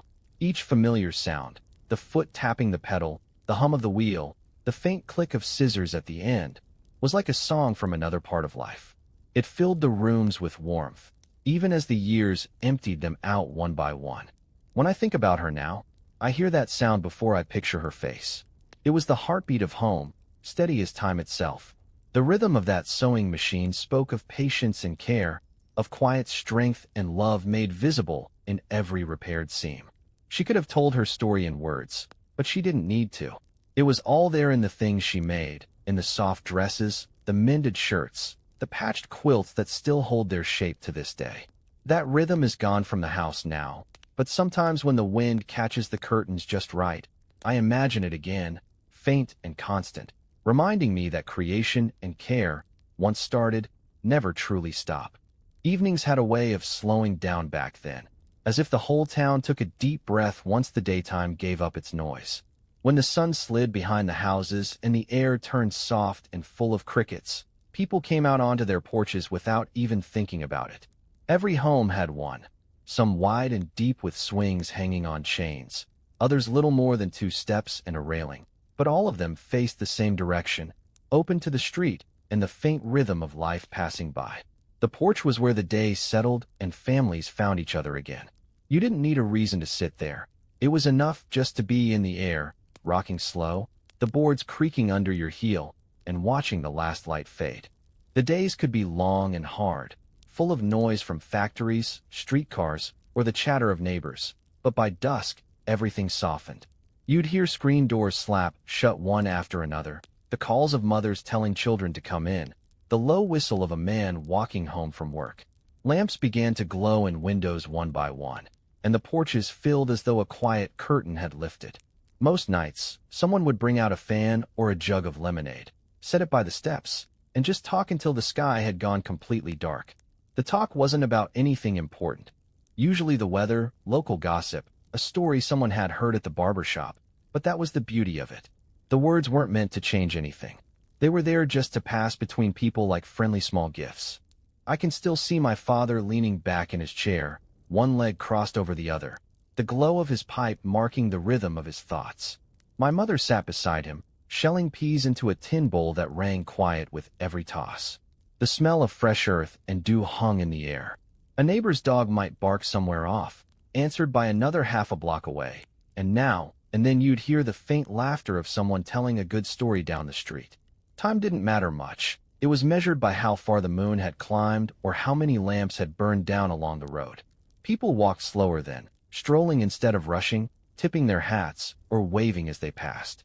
And every porch was part of the same long conversation, one that stretched down the block and carried on across years without really ending. There were evenings with more people too. Friends and relatives stopped by, steps sounding on the sidewalk before turning up the path. Someone always had an extra chair or a stool to pull up. The more voices, the livelier the porch became. Stories traded back and forth, jokes told and retold until they became part of family lore. You might hear the squeak of a screen door swinging open again when someone went in for ice, the clink of glasses filled, the sound of something being set gently on the railing. Fireflies blinked out in the yard, their slow dance matching the ease of the talk. The younger ones played near the steps, chasing after one another barefoot, while the older folks called out half-hearted reminders to mind the flower beds. It all fit together, all those small noises making a steady kind of peace. Then there were the quiet nights too, the ones when nobody said much, but everyone stayed close. Maybe the wind carried a storm in the distance, and you could feel the change in the air, sticky and waiting. The people on the porch said less on those nights, just watching the clouds stack up at the horizon, letting the first drops hit the wooden rail before deciding to move inside. Sometimes they didn't move at all, content to listen to the rain tapping against the roof, that sound more calming than any tune the radio could play. The porch light would flicker once or twice before settling into its steady burn, and the world would feel small and safe and held for a little while. For families, those evenings were more than habit. They were a foundation. No one thought of it as anything special at the time, but it was where everything real happened. Children learned by listening, by soaking in the rhythm of grown-up talks, learning what patience sounded like, what affection looked like in a nod or a laugh shared across the dark. Husbands and wives had their quiet moments, not needing many words to fill the space between them.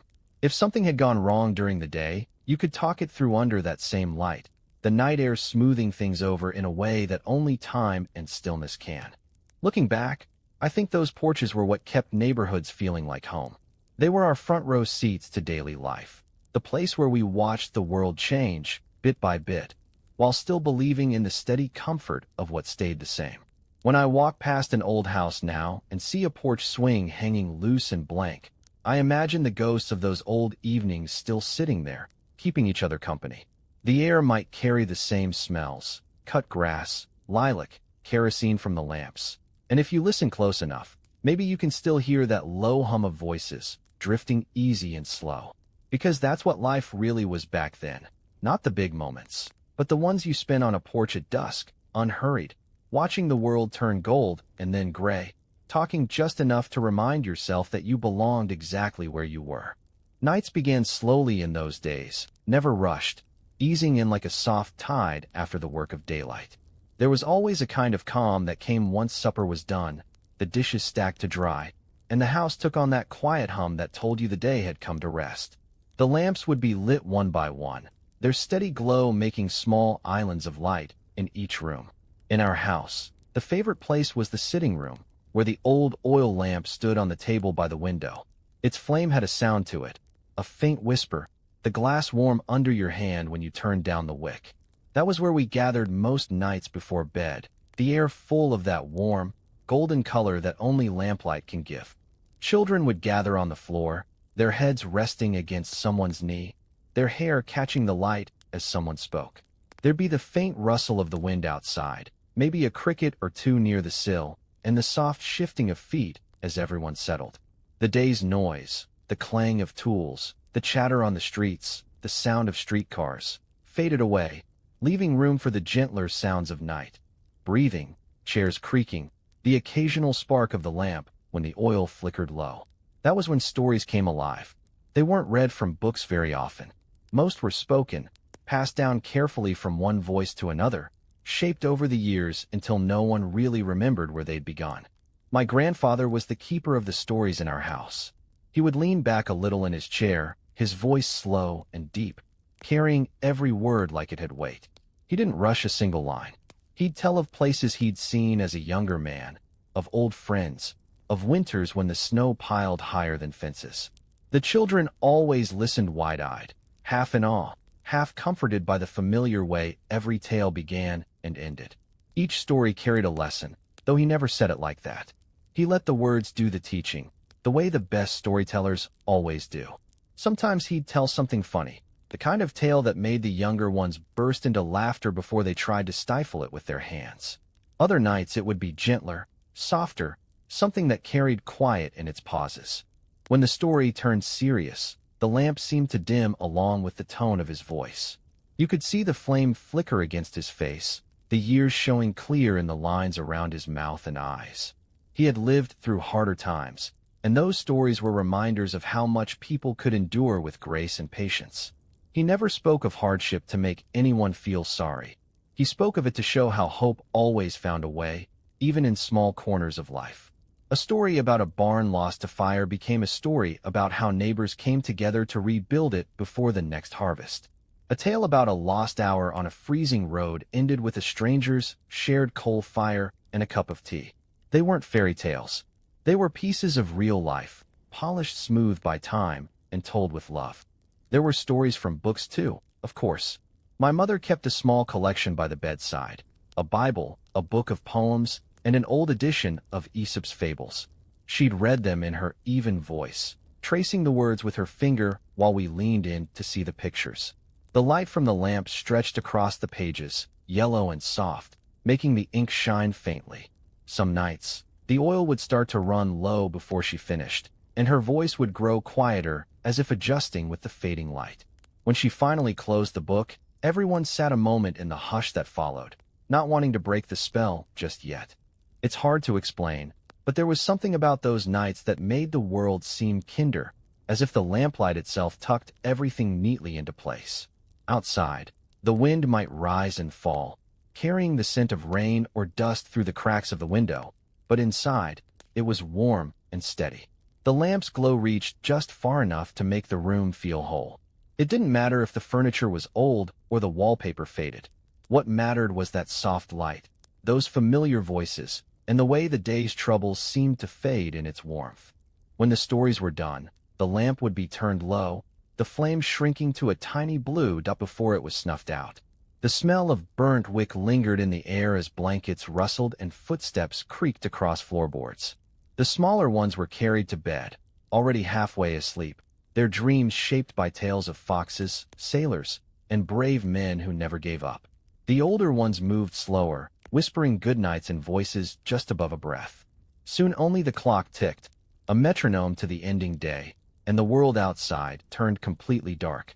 Sometimes, even now, when I see the glow of a window late at night, it reminds me of those lamplight hours. There's a kind of peace that comes from knowing you are gathered close, safe from the winds, with voices weaving stories that hold more truth than facts ever could. We didn't think of it as anything grand back then. It was just what you did before bed. But in those ordinary moments, between the rise and fall of familiar voices, love lived quietly, burning steady as the lamp itself. And as sleep came on, in the stillness before dreams, the only thing left was that soft echo of words, lingering like a promise in the warm dark of home. The barber shop was more than a place to get a haircut. It was a meeting point, a crossroads of news, stories, and laughter, where men came not just to tidy up, but to feel connected again after a long week of work. Every town had one, the kind with a striped pole out front turning slow in the sunlight, its red, white, and blue bands twisting endlessly around and around. The bell above the door announced each arrival, and inside it smelled of bay rum, talcum powder, and fresh soap. The air had a weight to it, warm from the sunlight filtering through the front windows, and the hum of conversation that never quite stopped. The barber chairs were solid things, heavy with chrome and red leather that cracked just slightly along the sides from years of use. They stood like old kings in a row, each one polished every evening before the shop closed. The barber himself, usually in a clean white jacket with a comb sticking from his breast pocket, had hands that moved with measured confidence. He didn't rush, and he didn't need to. Men trusted him completely, sitting back in silence while the scissors whispered through the air and the hum of the clippers filled the room. Sometimes he'd whistle softly, keeping time with the rhythm of his own work. It wasn't just the haircut that brought people in, it was the ritual of it, the moments that unfolded around the chair. The shop was full by late morning on Saturdays, the line forming even before the doors opened. One man would be reading the paper, another telling a story about the fish he caught that week or the new neighbor who moved in 2 streets over. Teenagers came in nervous, waiting for their turn in the chair, hoping for something stylish or grown-up. The older fellows would smile at that, watching boyhood being trimmed away 1/4 inch at a time. There was no judgment, only the gentle joking that came from familiarity. Everyone knew everyone else's business, but nobody took it too seriously. The radio played quietly in the corner, usually a ball game or some bandleader's old jazz tune that filled the quiet spots between conversations. You could hear, beneath the music, the scissors clicking, the chair's hydraulic pump sighing as it lowered, the slap of the brush dusting off a neck. Outside, you'd see men heading up the street, freshly shaven, tapping aftershave onto their cheeks like punctuation marks of pride. The barber would lean out the door sometimes, sweeping hair into the street before the breeze carried it off. It was a kind of theater, small but complete. Everyone had their roles, and every gesture meant something familiar. I remember the first time I was old enough to sit in the chair without a booster board under me. The barber looked me over, smiling with that slow approval only a man of habit gives, and asked how I wanted it done. My voice cracked just trying to answer, and the whole place chuckled kindly. He didn't tease. He just nodded like it was an important moment, which in its own way, it was. There was something about that experience, being trusted to sit still, to hold your head steady while the scissors shaped you into some slightly older version of yourself, that stuck with you. By the time you climbed down, brushed clean, and saw your reflection in the long mirror, you felt changed in the smallest but surest way. What made the barber shop special wasn't the chatter or the haircuts.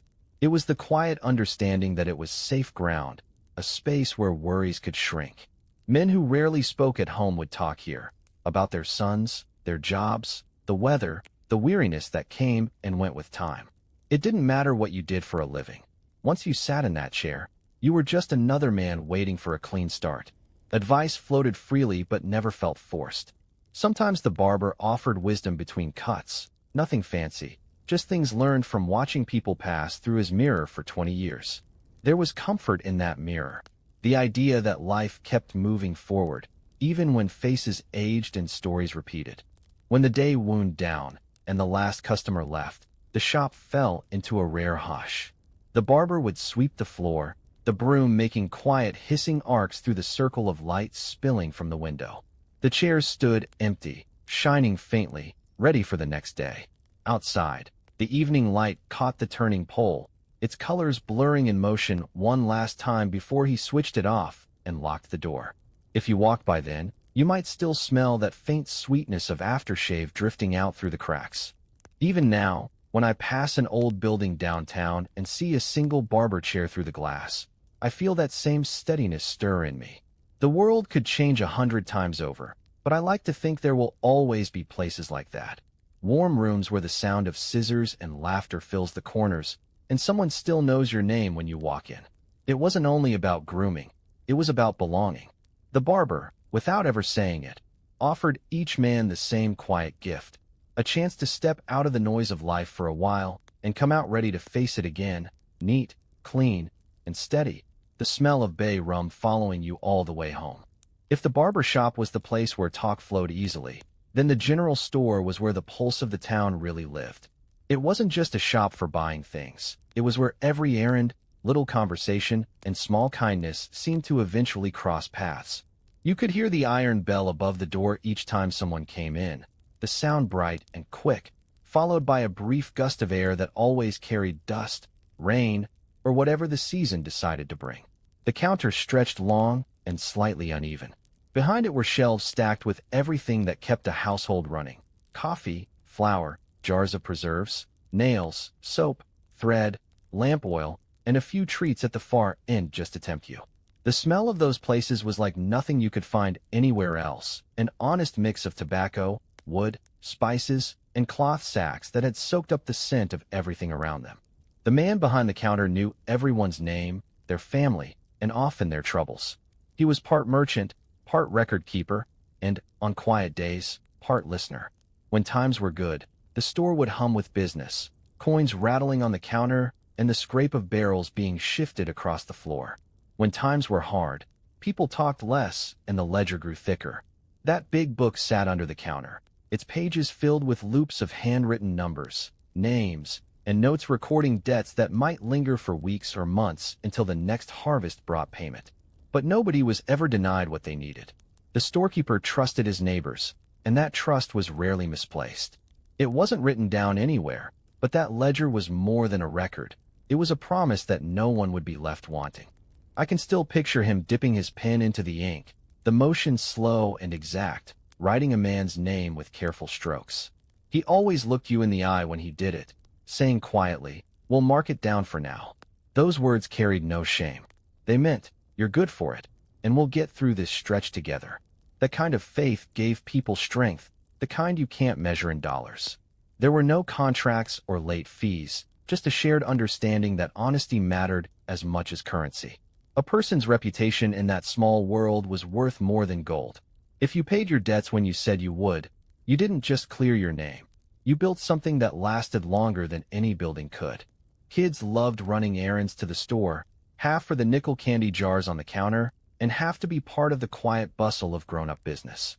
The sound of grain being scooped into brown bags, the scratch of pencil on wrapping paper, and the deep laughter that rose from the men sitting by the stove on colder days made the place feel bigger than it really was. The back of the shop often smelled of kerosene and pickles, odd company, but familiar. Over near the threads and ribbons, small conversation carried between women choosing fabric or sharing the latest bit of news from church. And through it all, the old clock on the wall ticked steady, marking time in a place that never felt rushed. There was a kind of unspoken rhythm to how everything worked. Someone would walk in needing a little more credit, another would come in to settle up. The coins stacked neatly, the pen moved, and the ledger balanced, not always perfectly, but close enough to keep everyone steady. Sometimes, around closing time, the storekeeper would turn back a few pages and thumb through the names quietly, checking who had paid and who still owed. He never said much about it, but I sometimes saw a small smile when a new page filled with paid marks. It meant someone had found their luck again. Outside, on warmer evenings, Locals would gather on the rough bench under the awning once their shopping was done. The talk flowed easy, stretching into the twilight. Horses snorted from the post rail, the sound of hooves shifting in the dust mixing with the faint laughter of tired voices. The lamp inside cast a wide square of light through the door, catching the flutter of moths that circled under it.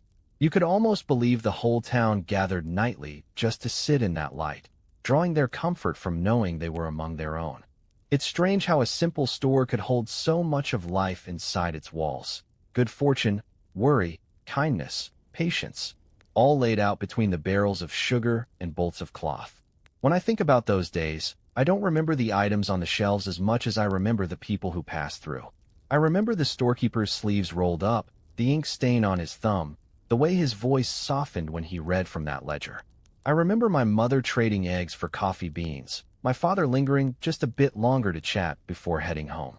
Those stores faded with time, the ledgers replaced by cash registers and later by numbers on a screen, but part of me still sees that counter whenever I think about what trust used to mean. It was never about profit, it was about people. A man behind the counter, a book full of promises, and a town small enough that every entry in that book had a face behind it. It was simple, unpolished, and real. That little store might not stand anymore, but in my mind, its bell still rings when the door swings open, and the pen still scratches another name into the pages of a trust that made living easier for everyone inside its worn wooden walls. You could tell the time of day by the sound of the trains long before you ever looked at a clock. In the 20s, that whistle was as much a part of daily life as the sunrise. It carried on the wind for miles, thin and sharp in the morning and low and mournful at night. The factory shifted its rhythm to it, and so did the streets, the shops, even the kitchen tables. The train meant something steady, something you could always trust to come when it should. You could be half asleep and still know it was 5 in the morning because the freight whistle would split the dawn, and somewhere down the tracks, the workers would start their day. I grew up near the rail line that cut just past the edge of town. The tracks ran straight for a long stretch before curving inland, disappearing behind the grain silos. Each day began with that rumble, the ground trembling slightly underfoot as the first engine rolled through. Steam puffed out like slow breath in the cool air, the smell of coal and iron settling over everything. Men would already be up by then, some heading to catch a ride to the bigger factories out toward the river, others readying their tools at home before walking down the dirt road to the mill. The trains carried everything: cotton, lumber, cattle, and the endless beat of work that kept towns like ours alive. To a boy, that sound was both exciting and comforting. It meant life was happening around you, steady and unyielding.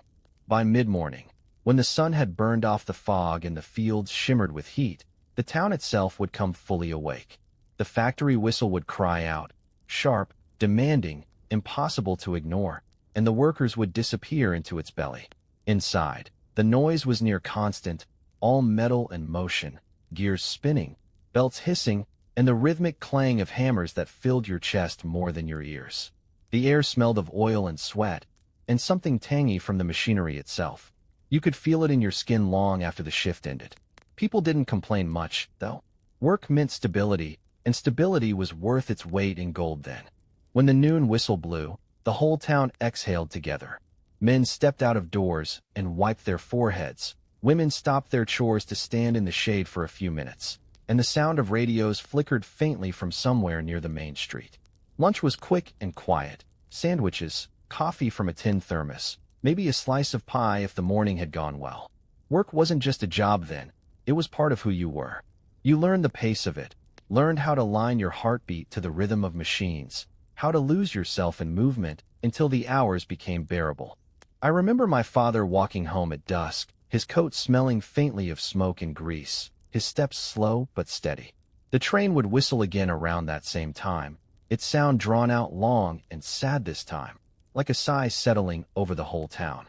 People said that whistle sounded different in the evening. Same note, same distance, yet it carried a kind of tired sweetness that the morning one never had. You'd hear it and know that work was done, that the world was winding back toward quiet. Lamps would flicker on one by one in the houses nearby, and children would stop their games just long enough to listen before heading home. Sundays were the only days the rhythm changed. The train still ran, but slower, like even they knew to rest. The whistles sounded softer, almost polite, and the factories stayed still, their windows dark. Men would sit outside their homes with their shirt sleeves rolled up, heads bent over papers or playing cards, the rails lying silent and shining just beyond the yards. The quiet felt strange at first, like holding your breath after too much noise, but by afternoon the peace of it settled over everyone. You could almost hear the grass growing again. For most people then, the trains were more than transport. They were connection. They tied the small towns to the cities, brought in letters, goods, new faces, and sometimes new music drifting from the port towns farther off. Kids would scramble down to the tracks to wave as the passenger cars went by, laughing when someone inside waved back. There was a thrill in feeling the wind of it, in imagining where those travelers were headed. It made the world seem bigger, yet still somehow reachable. There's a sound to those trains I still hear sometimes in memory, the deep bell that tolled before a crossing, the steel-on-steel groan when the brakes caught, the final hiss when the engine came to rest. Each part of that sound meant something. It told you that the world was running on time, that the pieces fit like cogs in a watch. Life was hard in its own ways, but it held a precision that comforted the heart. You worked when the whistle blew, you rested when it stopped, and you found your place somewhere between those two moments. Now when I see the old tracks, half buried and forgotten, I still imagine the distant echo of those signals. I think of my father's calloused hands, of his coat hung by the door, of the lamp burning slow as he washed the grit from his face. Those trains and factories didn't just build towns. They shaped the rhythm of living for people who knew that every sound had meaning. The whistle of a train wasn't only metal and steam. It was the voice of a whole time, calling people forward and home, again and again, for as long as the day would last. Friday evenings had a sound to them all their own. You could hear it before you even reached the center of town. The low murmur of voices, the clap of shoes on the sidewalk, the faint laughter that carried from block to block. Payday meant that the week's labor had been traded for a handful of bills, and people were ready to put that small bit of good fortune to use. The whole town seemed to exhale on Friday nights. Men from the mills and yards walked a little taller, their shoulders looser, their hands no longer clenched with the worry of running short. Women moved through the shops with quiet purpose, smiling as they compared prices, tucking away a few coins for something sweet or unexpected. Even the children caught the change in the air, darting between legs and gazing wide-eyed through the windows where candy, toys, and shiny new goods gleamed beneath the lamps. Main Street always came alive then. The streetlights flickered on just as the sun slipped past the rooftops, spilling a soft golden haze over everything. The barber chairs were still turning, the hardware store humming with last customers picking up nails, matches, or kerosene before the weekend. The butcher's bell at the door rang more often than usual, its sharp little sound breaking into the growing evening hum. And all along the sidewalks, talk filled the air like music, a blend of greetings, gossip, and the steady rhythm of footsteps that echoed over the bricks. My father used to take me down after supper, his week's pay folded neatly in his pocket. We'd stop first at the general store, where he'd settle our account with a quiet word and a nod from the man behind the counter. There was an unspoken pride in that exchange, a part of the week's work you could see and touch. Afterward, he'd buy a small treat, a bit of licorice for me, a tin of tobacco for himself. Then we'd walk further up the street, watching the world move in waves of light and laughter. You could smell the mixture of everything good about that time. Fresh bread from the bakery, roasted peanuts from a street vendor, the faint spice of aftershave wafting out from the barbershop door. Radios and shop fronts played jazz that mingled with conversations until it all became one soft pulse that belonged to the evening itself. The shops stayed open late on paydays, lanterns shining in every window, the glass fogged faintly from the warmth inside. Women with their arms full of parcels chatted on corners while men stood in small groups near the curb, leaning against lampposts and talking about baseball or the price of grain. It wasn't a grand affair, just the quiet contentment of ordinary people living in the brief balance between hard work and rest. Inside the stores, there was always the sound of paper bags being filled, drawers opening and closing, coins clinking softly like wind chimes. Shopkeepers smiled more on those nights, maybe because they knew what that money meant. Payday wasn't just about wages, it was about worth. For most folks, it meant security. The rent was covered, the pantry stocked, the week's sweat had found its purpose. There was dignity in that, and it showed in the way people carried themselves. Even those who had little still made a point to buy something small, maybe a bunch of flowers, a new ribbon, or a bottle of soda to share at home later. By 8 or 9, the pace began to slow a little. Families lingered by the bakery windows, where the last pastries were sold for a few pennies less, and the lights from the cafe spilled amber pools on the sidewalk. You'd hear the hiss of the soda fountain as teenagers found their way inside for glasses of root beer or malted milk, their laughter rising above the gentle murmur around them. Couples walked arm in arm toward the corner where the street lamp burned brightest, hands brushing in that shy but certain way that told you something was blooming between them.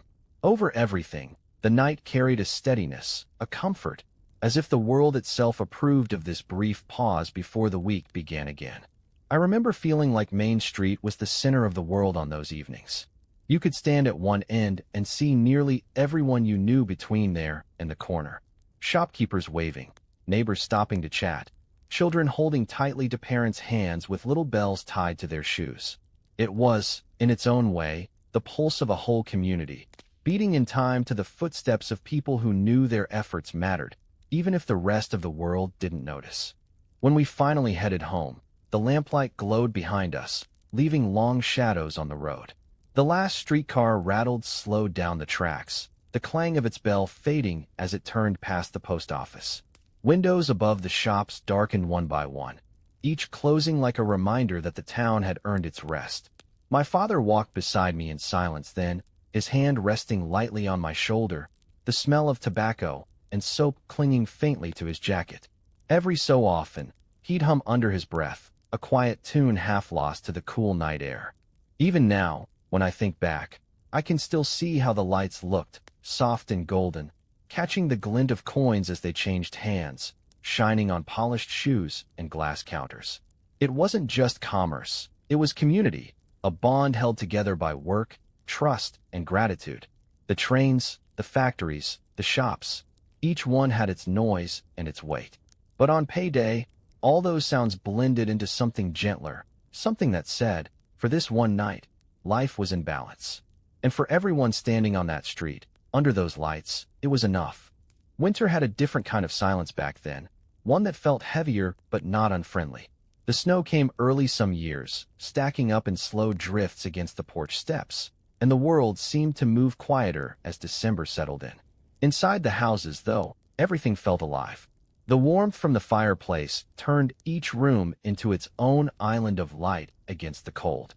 You could hear the faint pop of wood catching flame and smell both the smoke and the scent of pine from the greenery that families hung wherever they could, across the mantel, around the windows, or along the staircase. Even the humblest homes found space for a bit of Christmas. No one thought much about decoration as a show of wealth. It was about spirit, about making the long nights bright again. The preparations began weeks in advance. Children would cut paper snowflakes and hang them from twine, while mothers stitched new hems or mended mittens so no one's fingers would freeze on the walk to church. The men brought in firewood from the outside shed, stacking it neatly beside the hearth. Some families went into the woods to find their own trees, small evergreens that would barely brush the ceiling but looked grand once placed in the parlor. The smell of sap clung to the air, sweet and sharp, mingling with the aromas that drifted from the kitchen, cinnamon, butter, and something baking that made the heartbeat quicken in anticipation.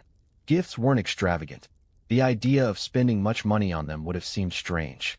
Most were made by hand, and that made them more beautiful, not less. A new pair of knitted socks, a carved toy, a ribbon, or a jar of preserves tied with a bit of string. I remember sitting by the table as my mother wrapped presents in brown paper, folding each corner carefully before tying it off with a bow of leftover fabric. She'd press them flat and stack them neatly until the small pile looked more precious than gold. My father usually crafted something in the corner workshop, a tiny wooden horse or a small box with a polish so smooth it reflected light like water. Those gifts carried time in them, and when you opened one, you could feel the hours and care folded inside. On Christmas Eve, the house seemed to forget all the weariness of the year. Coats were brushed clean and hung by the door, candles lit in the windows for travelers still out on the road. Friends stopped by with greetings and loaves of bread wrapped in flour cloth, the chill clinging to them until they thawed by the fire, cheeks pink and smiles wide.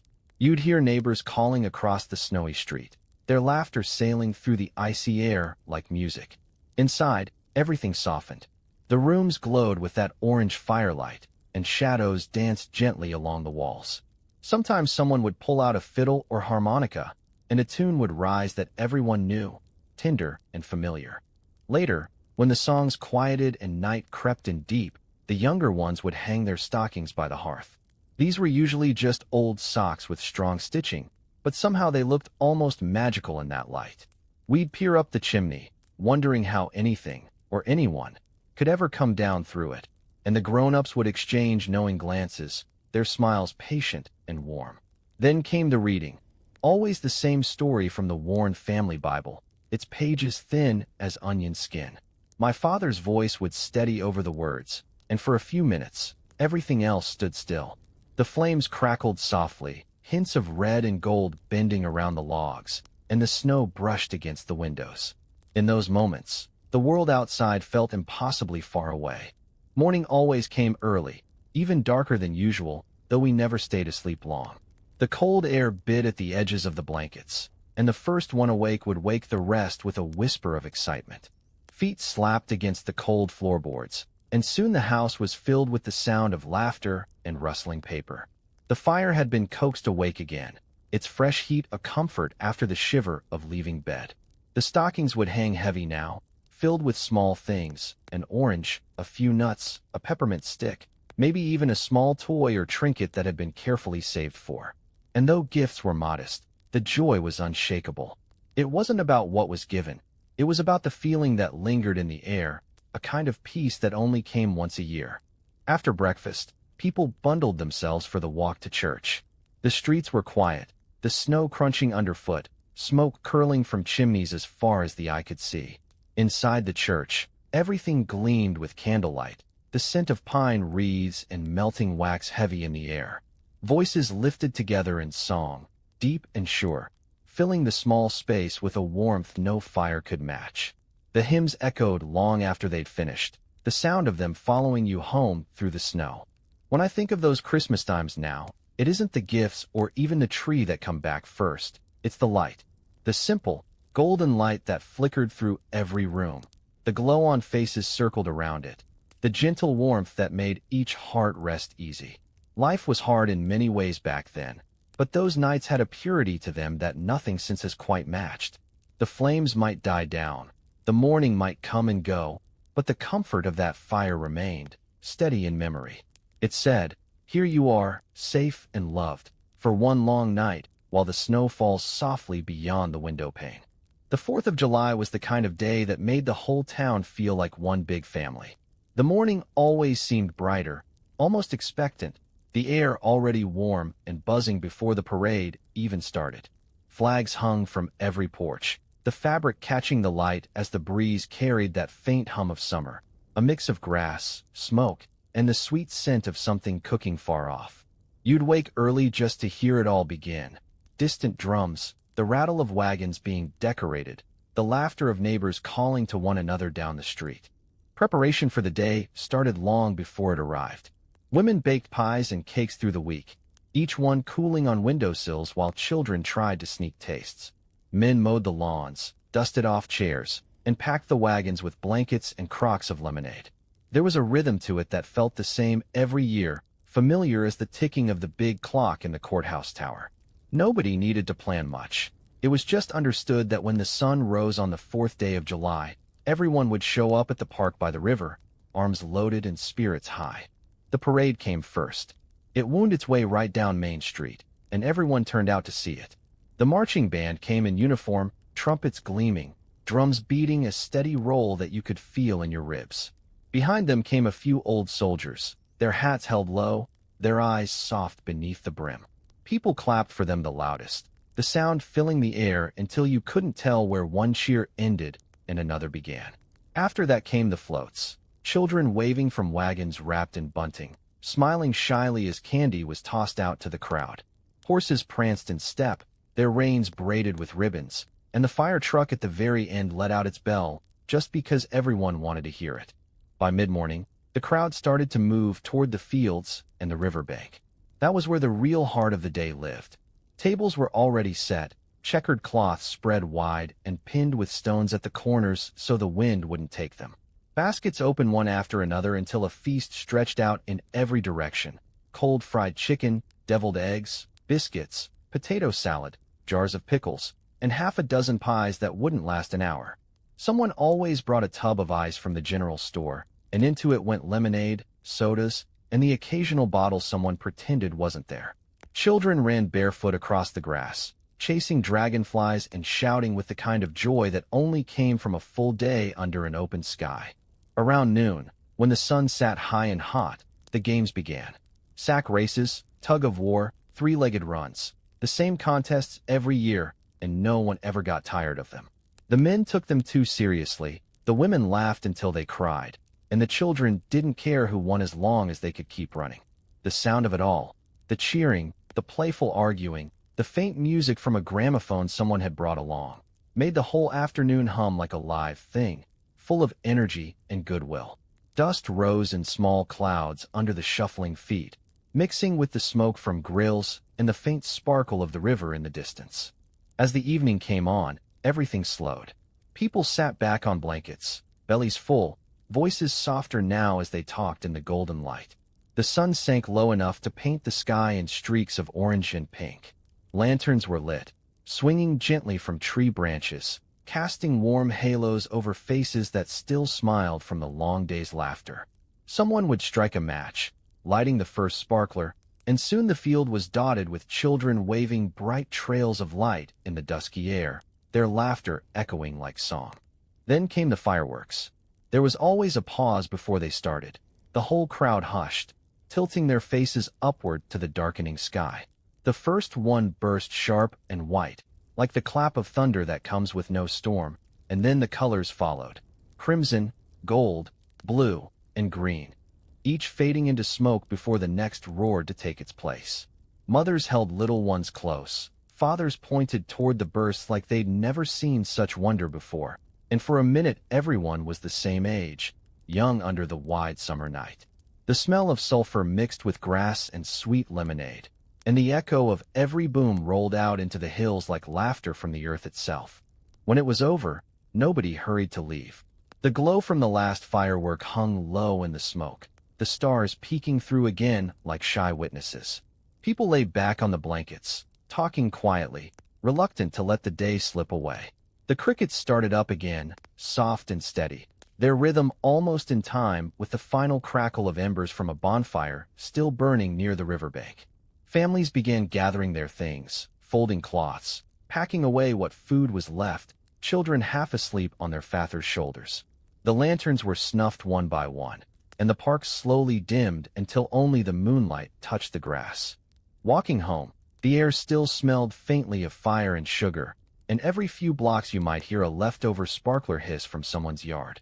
The streets were quiet, but not in a lonely way, just peacefully spent, the kind of stillness that comes after a day so full of joy it leaves the heart tired and light at the same time. That's what the 4th of July felt like then. Not a spectacle, not a display, but a celebration of easy togetherness, of belonging to something simple and good.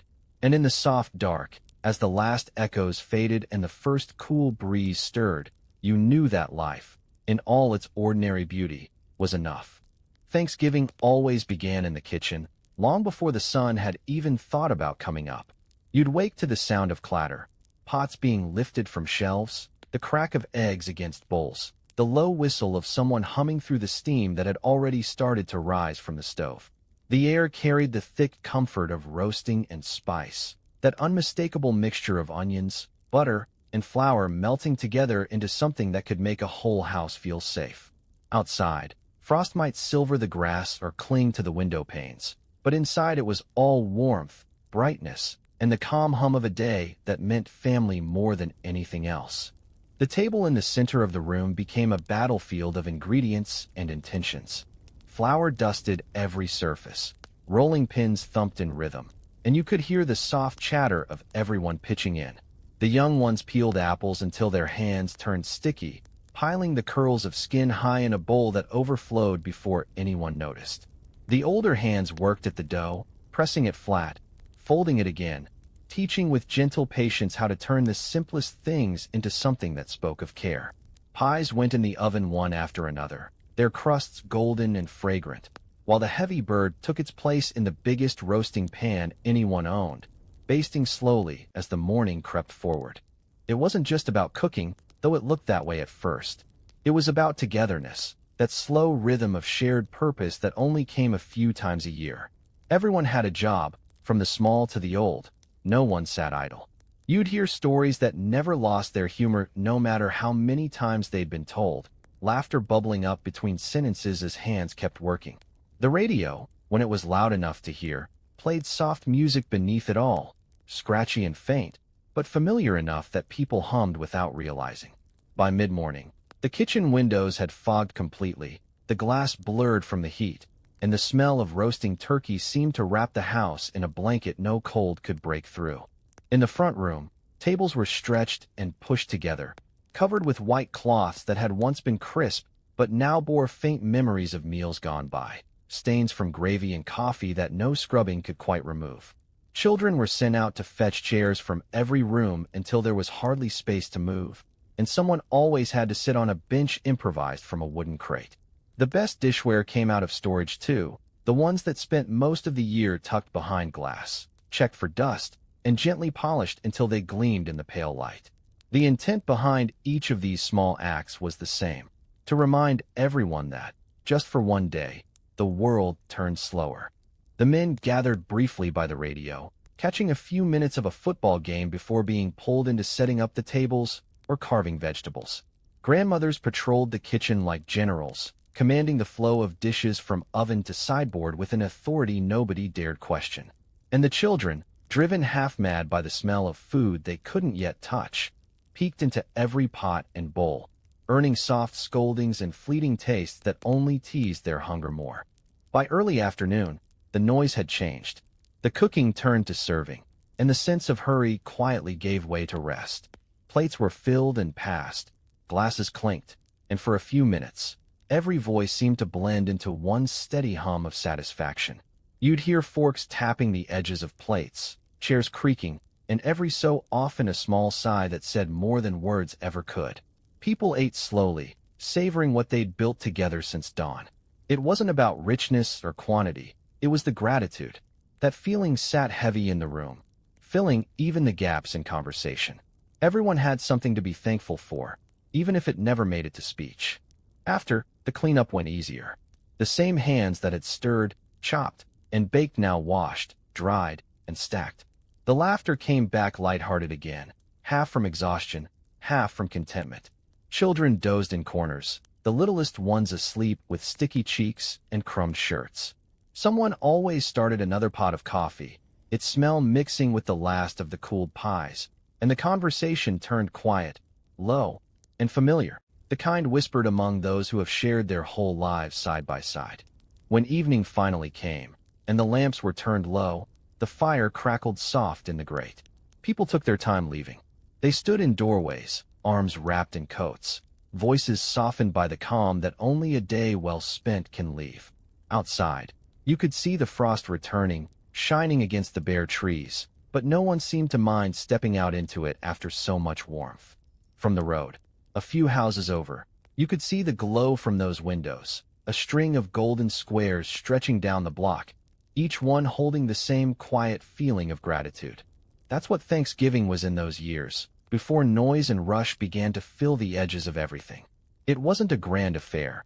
It was the satisfaction of effort turned into comfort, of hunger replaced by peace.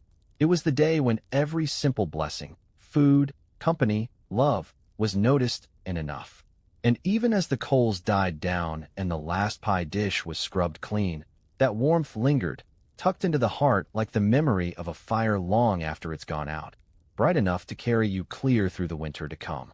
The last night of the year always felt different, like the air itself was listening, waiting for the clock to speak. It wasn't loud or extravagant the way it became later in life. Back then, New Year's Eve was softer, humbler, and full of light that came more from faces than from bulbs.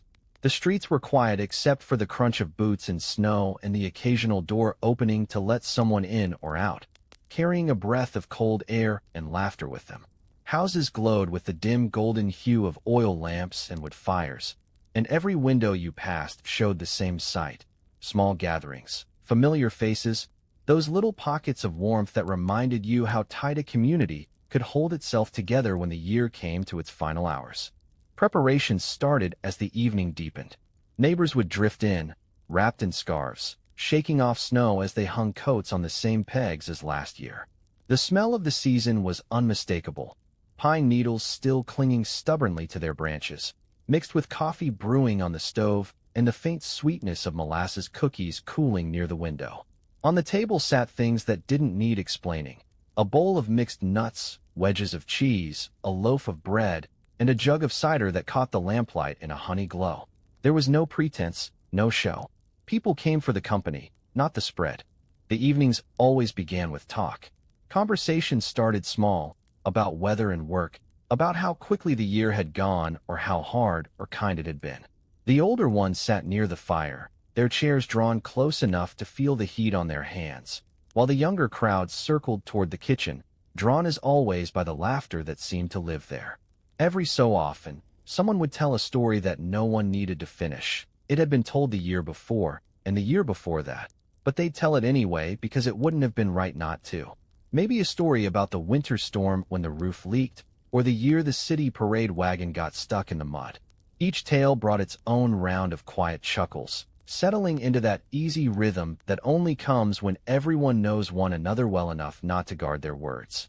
As the night went on, the energy built slowly, not in frenzy but in warmth.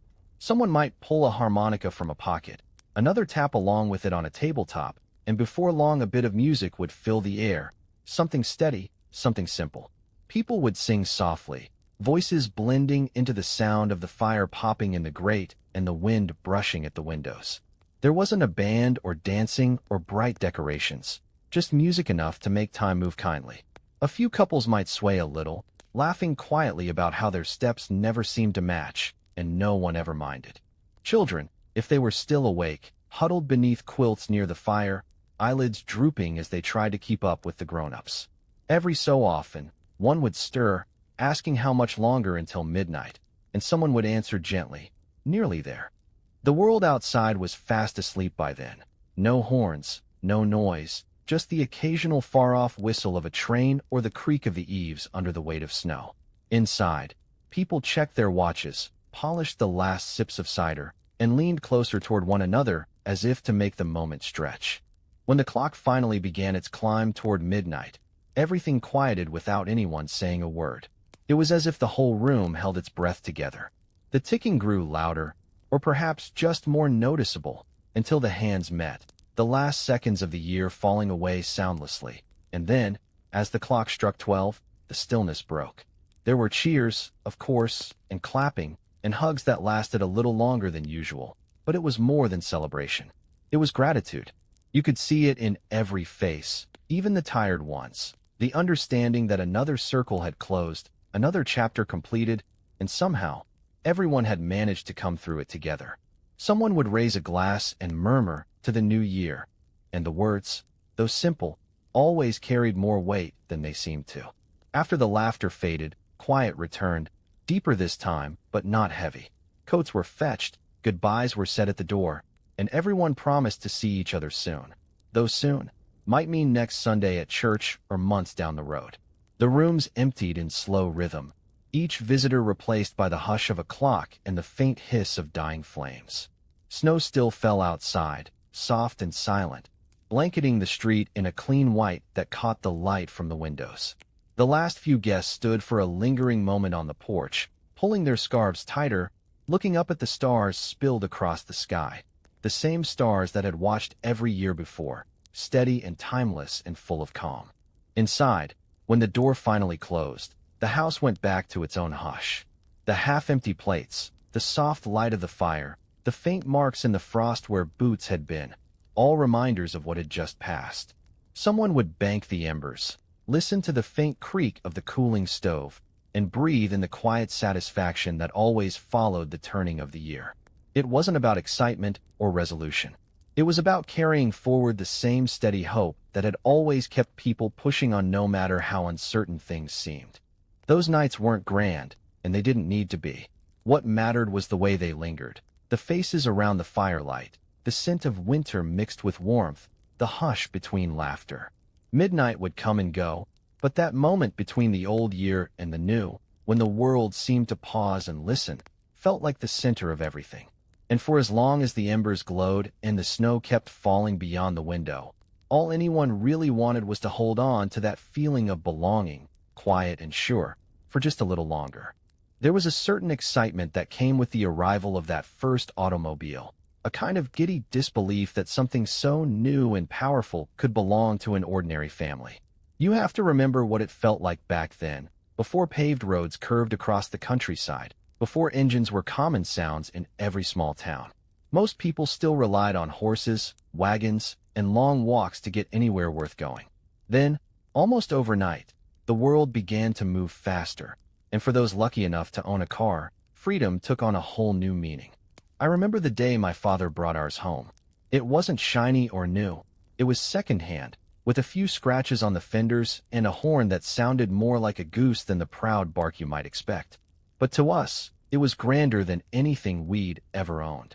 The motor coughed and sputtered when he started it up, spitting a little smoke from the tailpipe. Yet when it finally caught and began to hum, we all stood there grinning like fools, the smell of gasoline and oil filling the air.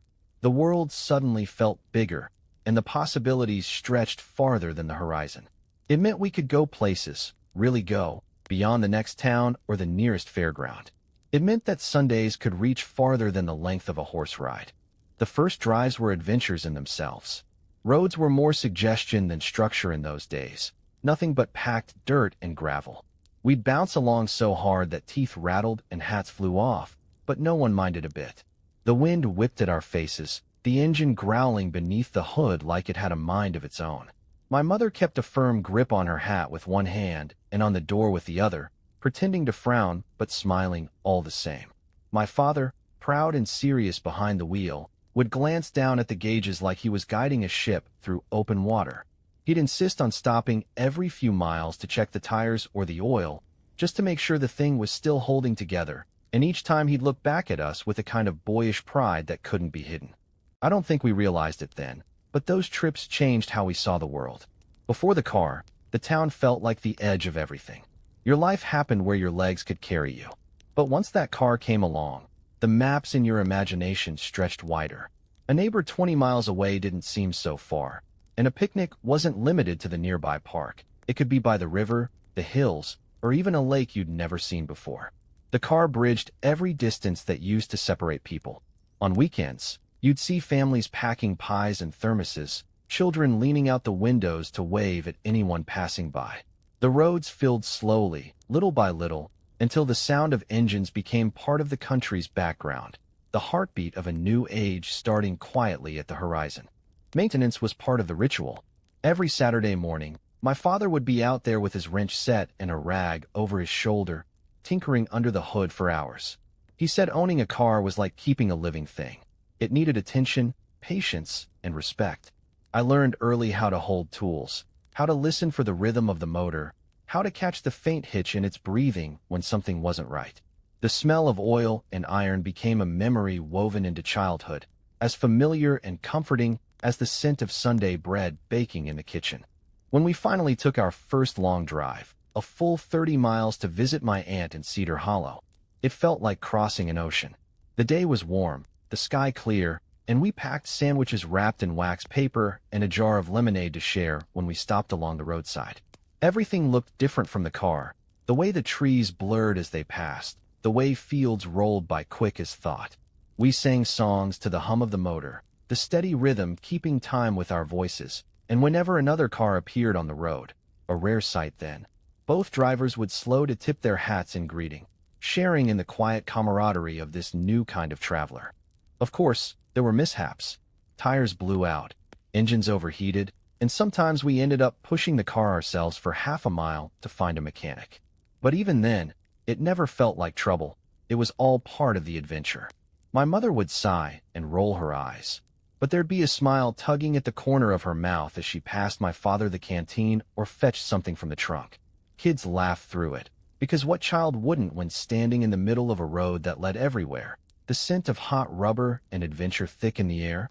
Cars changed everything, not just for our family, but for everyone. Towns grew closer, lives stretched bigger, and the world invited you to see it. The pace of things quickened, but in those early years, it still felt pure, like discovery itself. There was no rush, no noise of traffic or horns, just that simple freedom of the open road and the sense that you were part of a new era rolling gently forward. Whenever I think back to it, the sound of gravel under tires, the warmth of the sun on the dashboard, the way my parents laughed louder when the wind drowned us out, I realized those first car rides were more than travel. They were glimpses of what the 20th century would become, moments when the world began to unfold just a little faster, carried forward by a sputtering engine and a family brave enough to follow wherever the road led. Those early gas stations were nothing like the sleek, polished places you see now. They were rough around the edges, simple structures that seemed halfway between a shed and a workshop, yet they were as vital to their towns as the post office or the barber shop. You knew them by the red pumps standing out front, tall and sturdy, their glass globes shining under the sun. The ground around them was never quite clean. It was always darkened by oil and streaked with old tire tracks. But to the folks back then, those small stations felt like a piece of the future, a promise humming quietly there among the dust and the smell of gasoline. Ours stood on the edge of town, where the dirt road first bent toward the highway. You'd smell it before you even saw it. The mix of gasoline, rubber, and grease that clung to the air no matter the season. The owner, Mr. Perkins, ran it with the same care a man might give to a clock or a garden. He wore a gray cap and a shirt that was always rolled at the sleeves, his hands stained a color that soap alone could never fix. But no one ever minded. He greeted every customer like an old friend, whether they came by weekly or were travelers passing through. "Fill it up," he'd say, resting a hand on the side mirror while he leaned down to ask. And it didn't matter how busy he was. He'd still take time to trade a few words before getting to work. Back then, service meant something different. It wasn't just about fuel, it was about care. A man would pull in, and before he could turn off the engine, someone was already wiping the windshield, checking the oil, maybe tapping the tires to be sure none of them were running low. The polished sound of the gas pump handle turning, the click-click of the nozzle locking into place, and the faint hum of the liquid rushing into the tank. It was all part of the song of travel. Sometimes a customer would step out, stretch his legs, and lean against the car, swapping stories while smoke from a half-burned cigarette twisted upward into the air. What I remember most was the warmth of those small moments when the world felt personal. Folks didn't need receipts or paper trails. Trust handled that. You could buy a few gallons and say you'd settle up payday, and Mr. Perkins would just nod, wipe his hands on a rag, and write your name down on a scrap of cardboard. The gesture said more than any signature ever could. And when you came back a week later, wallet a little heavier, it wasn't a debt, it was neighborly rhythm, one half of a quiet agreement that kept the wheels of community turning smoothly. Kids loved those places. We'd hang around the outer edge, watching the men work, the hiss of air compressors filling our ears, the smell so sharp it almost stung. Sometimes, if we were lucky, someone would let us pump a handle ourselves, the fuel sloshing through the clear glass gauge before it disappeared down the hose. We'd call out to each other, pretending we were travelers heading west or servicemen fixing up Model Ts for famous drivers. For us, that small patch of dusty ground was a doorway to the bigger world, the road stretching out in both directions, straight enough to make us believe that anything was possible beyond those fields. On summer evenings, once the rush of traffic thinned, Mr. Perkins would drag out a chair and sit by the pump while the last light settled over the town. There was always conversation to be had. Someone might stop by for directions, or just to talk about the new car that arrived at the dealership downtown. The air cooled, but the smell of oil and metal hung steady, heavy enough to rest in your clothes even after you went home. I can still hear the faint metallic chime that rang when a car rolled over the hose line, the one that signaled someone had pulled in. It was such a small sound, but it carried promise. Each ring meant movement, people going somewhere, doing something, filling the air with the quiet possibility that life could always go a little further down the road. There were no self-serve pumps then. You stayed in your car, engine ticking quietly while service came to you. It created an odd sense of pause, a little window of time that belonged to no one and yet to everyone at once. The traveler might lean his head back with his hat over his eyes while the attendant worked, the sound of the pump filling the silence. People said it was only a few minutes, but standing there, it felt longer, peaceful, time enough to gather yourself before continuing on.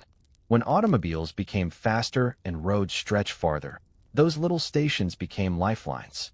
The highway might seem endless, but you always knew there'd be a gas pump somewhere ahead, and a man ready to greet you with a rag in his hand and a story to share. That small assurance kept everyone moving, making travel less of a gamble and more of an adventure. Years later, when I see the clean glass stations that replaced them, all white tiles and fluorescent lights, I think about Mr. Perkins and those slow afternoons when the smell of gasoline and the warmth of conversation drifted together into the dusk. It wasn't just about fuel, it was about connection. Each stop was a pause in the rush of living, a place to refill more than just the tank. The hum of the pump, the scrape of wrenches, the laughter spilling from the bench by the door, it all painted a picture of kindness that went hand in hand with progress. And even now, when a faint whiff of gasoline catches me by surprise, it sends me backward in time to that simple station by the road, where the world spun slower and everyone passing through left a little piece of themselves behind in the dust. Most people today can't quite imagine what country roads were like back then. They weren't smooth stretches of asphalt or bright highways lined with signs. They were dirt and gravel, twisting and uneven, cut through fields and woods with little more than a farmer's sense of direction to guide them. When it rained, they turned to deep mud that clung to wheels like glue. When it dried, the ground baked hard and sent up dust clouds that hung in the sunlight like smoke. But those rough roads were part of life, part of the way the land spoke to you, reminding you that getting anywhere worth going usually took patience and a bit of grit. The car would start off clean enough, the family piled in full of good spirits, lunch packed in baskets, windows wide open to let in the warm air. My father would tighten his hat against the wind, shift the gear with that careful motion that made him feel like an engineer, and off we'd go. The engine growled with enthusiasm at first, but soon the tires would start their steady crunch against the old dirt path. Every bump and rut sent a small jolt through the car, and each one earned a comment from the back seat or a laugh from my mother, who held onto her hat with one hand and my baby sister with the other.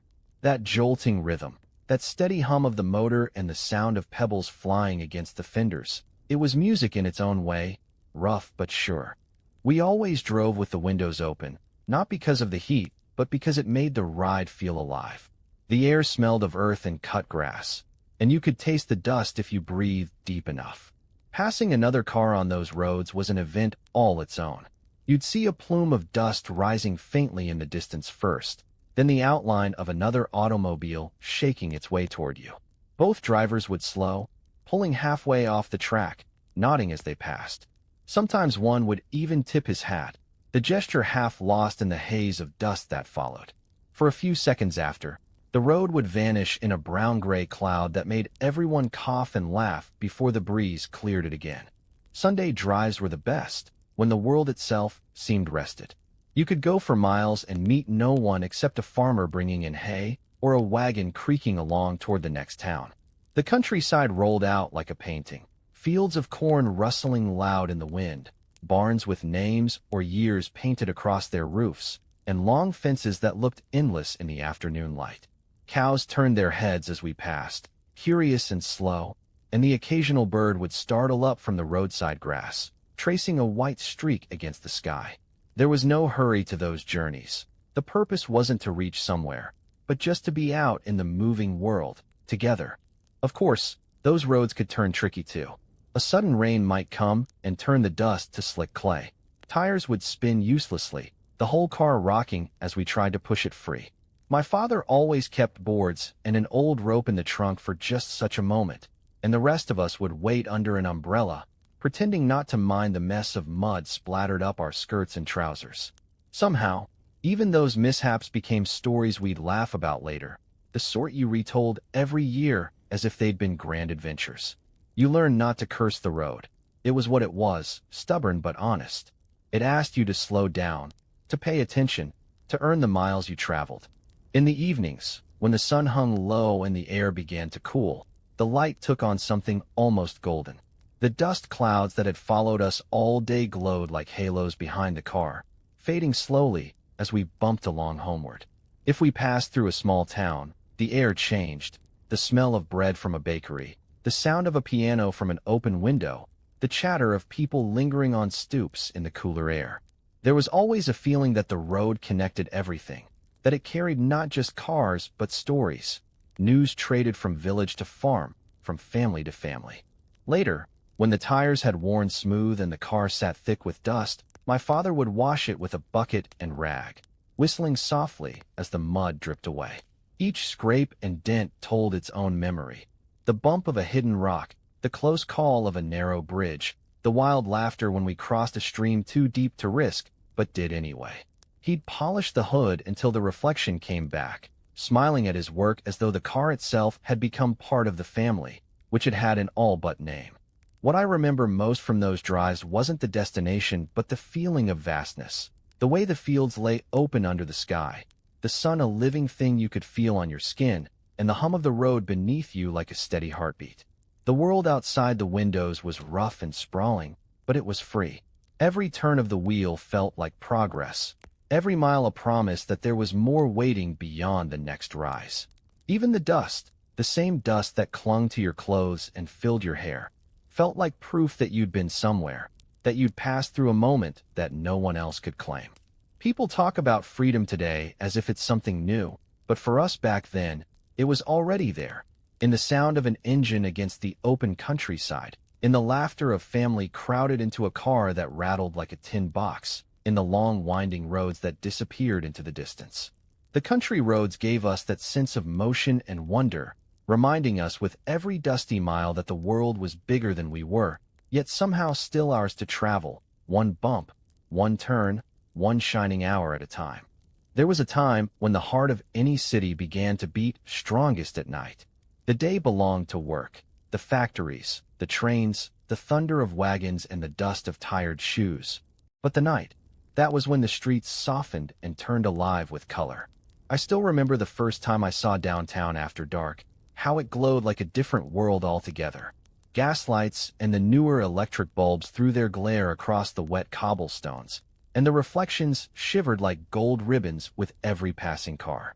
People strolled instead of hurried, voices higher, laughter louder, and even the air seemed warmer, stirred by music that drifted down from open cafe doors or from a radio playing somewhere in a window above the street. For many of us, those Saturday nights were something to look forward to all week. You'd finish work, wash up, change into your best shirt, and head out to see what the evening might bring. The main street, still dusty from the day, came alive one small light at a time, until the whole town gleamed like a theater curtain rising on its biggest act. Neon signs flashed red and blue and white, new inventions then, buzzing faintly as if excited by their own glow. They spelled out names of cafes, dance halls, and small corner shops selling soda and sandwiches, places that became landmarks in our lives even though they had no more than 3 or 4 tables. Cars rolled slowly through the streets, their headlights cutting wide arcs across the buildings. You could hear them from blocks away, all hum and rattle, the scent of gasoline following behind. People walked right up close to them, since there was no fear of speed yet, waving to friends or stopping to chat while traffic paused in the middle of the road.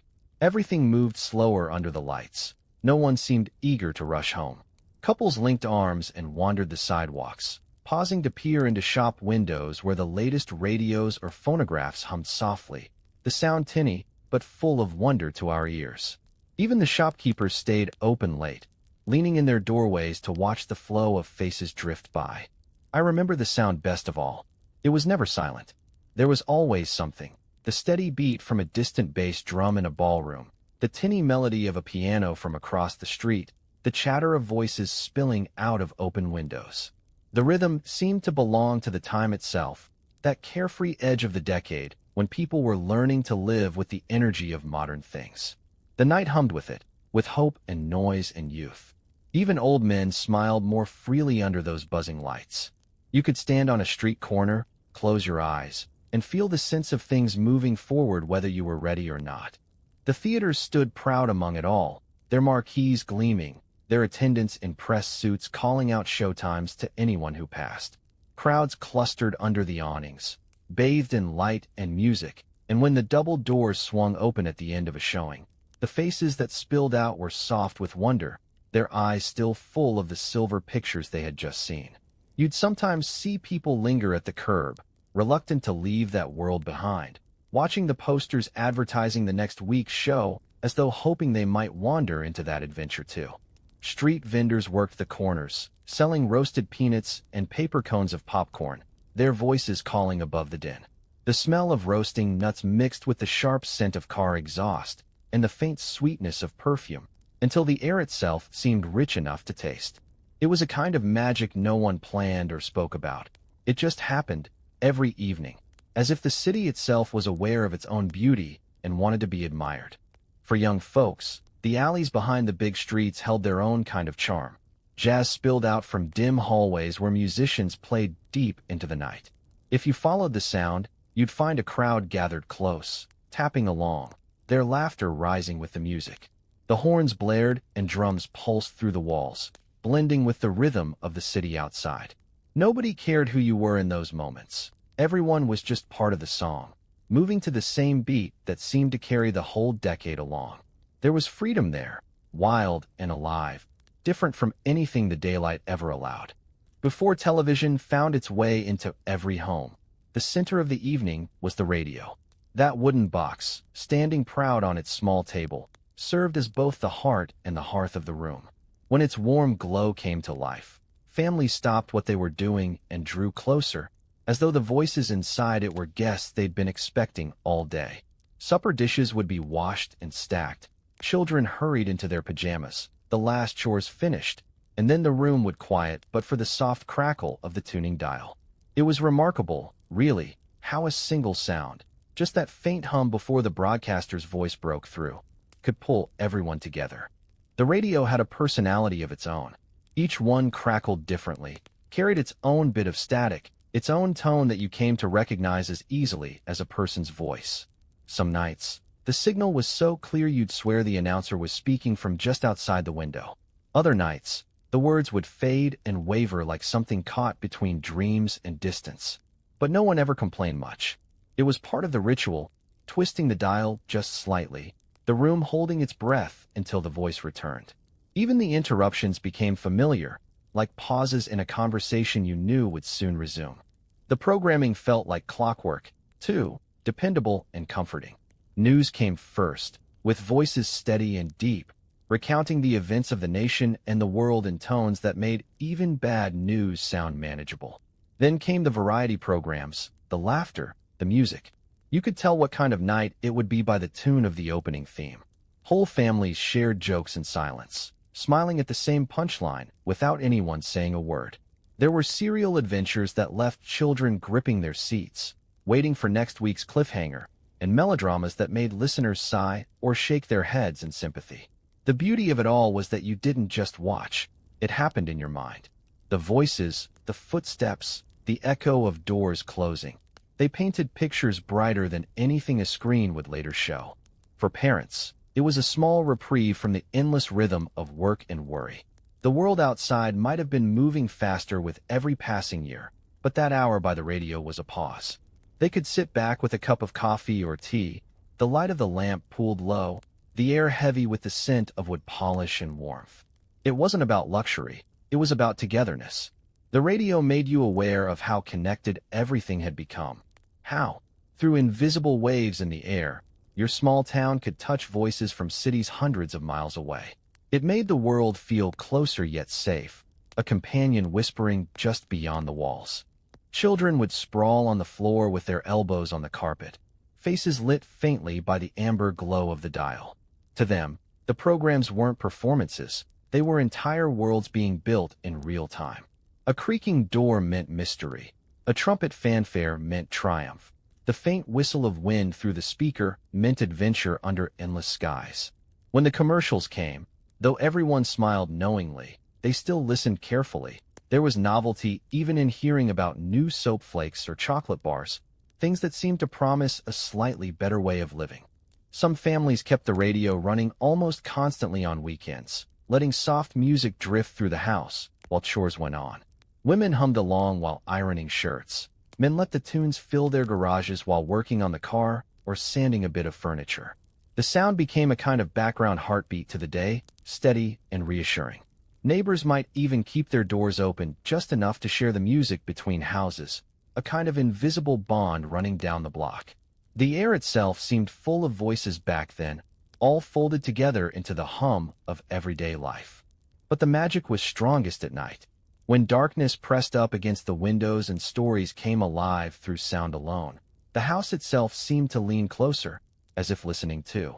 I remember the glow of the tubes inside the set, soft and orange like the embers of a quiet fire. The announcer's voice would come through calm and certain, setting the tone for the evening. There was something wonderfully intimate about it, the sense that even though thousands were listening, he was speaking just to you. Families rarely talked much during those broadcasts, but you could feel the togetherness in the quiet, the shared laughter, the simultaneous gasp when something unexpected happened, the faint rustle of someone pouring another cup of tea. When the final program ended and the closing music rose, it always felt like saying goodnight to an old friend. The announcer would sign off with a phrase like, "This is WABC, wishing you and yours a peaceful evening," and the set would fade into silence except for a low hum. Fathers might check the locks while mothers folded the last of the laundry, children drowsy but still humming a tune from the broadcast. The radio light would click off with a soft pop, plunging the room into stillness.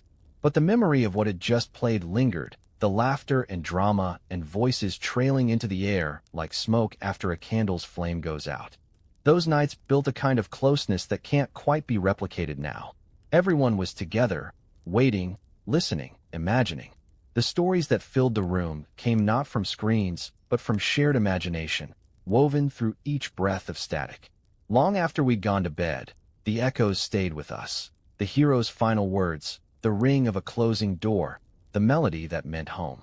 It was a gentle kind of magic, born from the simplicity of sound and the comfort of knowing you weren't alone in the dark, that somewhere out there, other families were listening too, all chasing the same signal under the same quiet sky.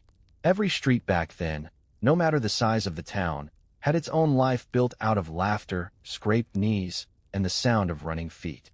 The neighborhood kids were a world unto themselves, a small, loyal tribe bound more by geography than anything else.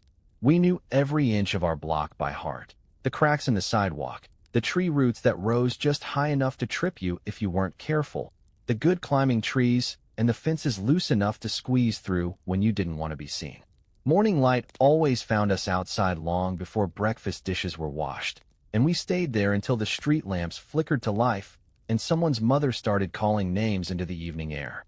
Summer seemed endless, thick with sunlight and dust.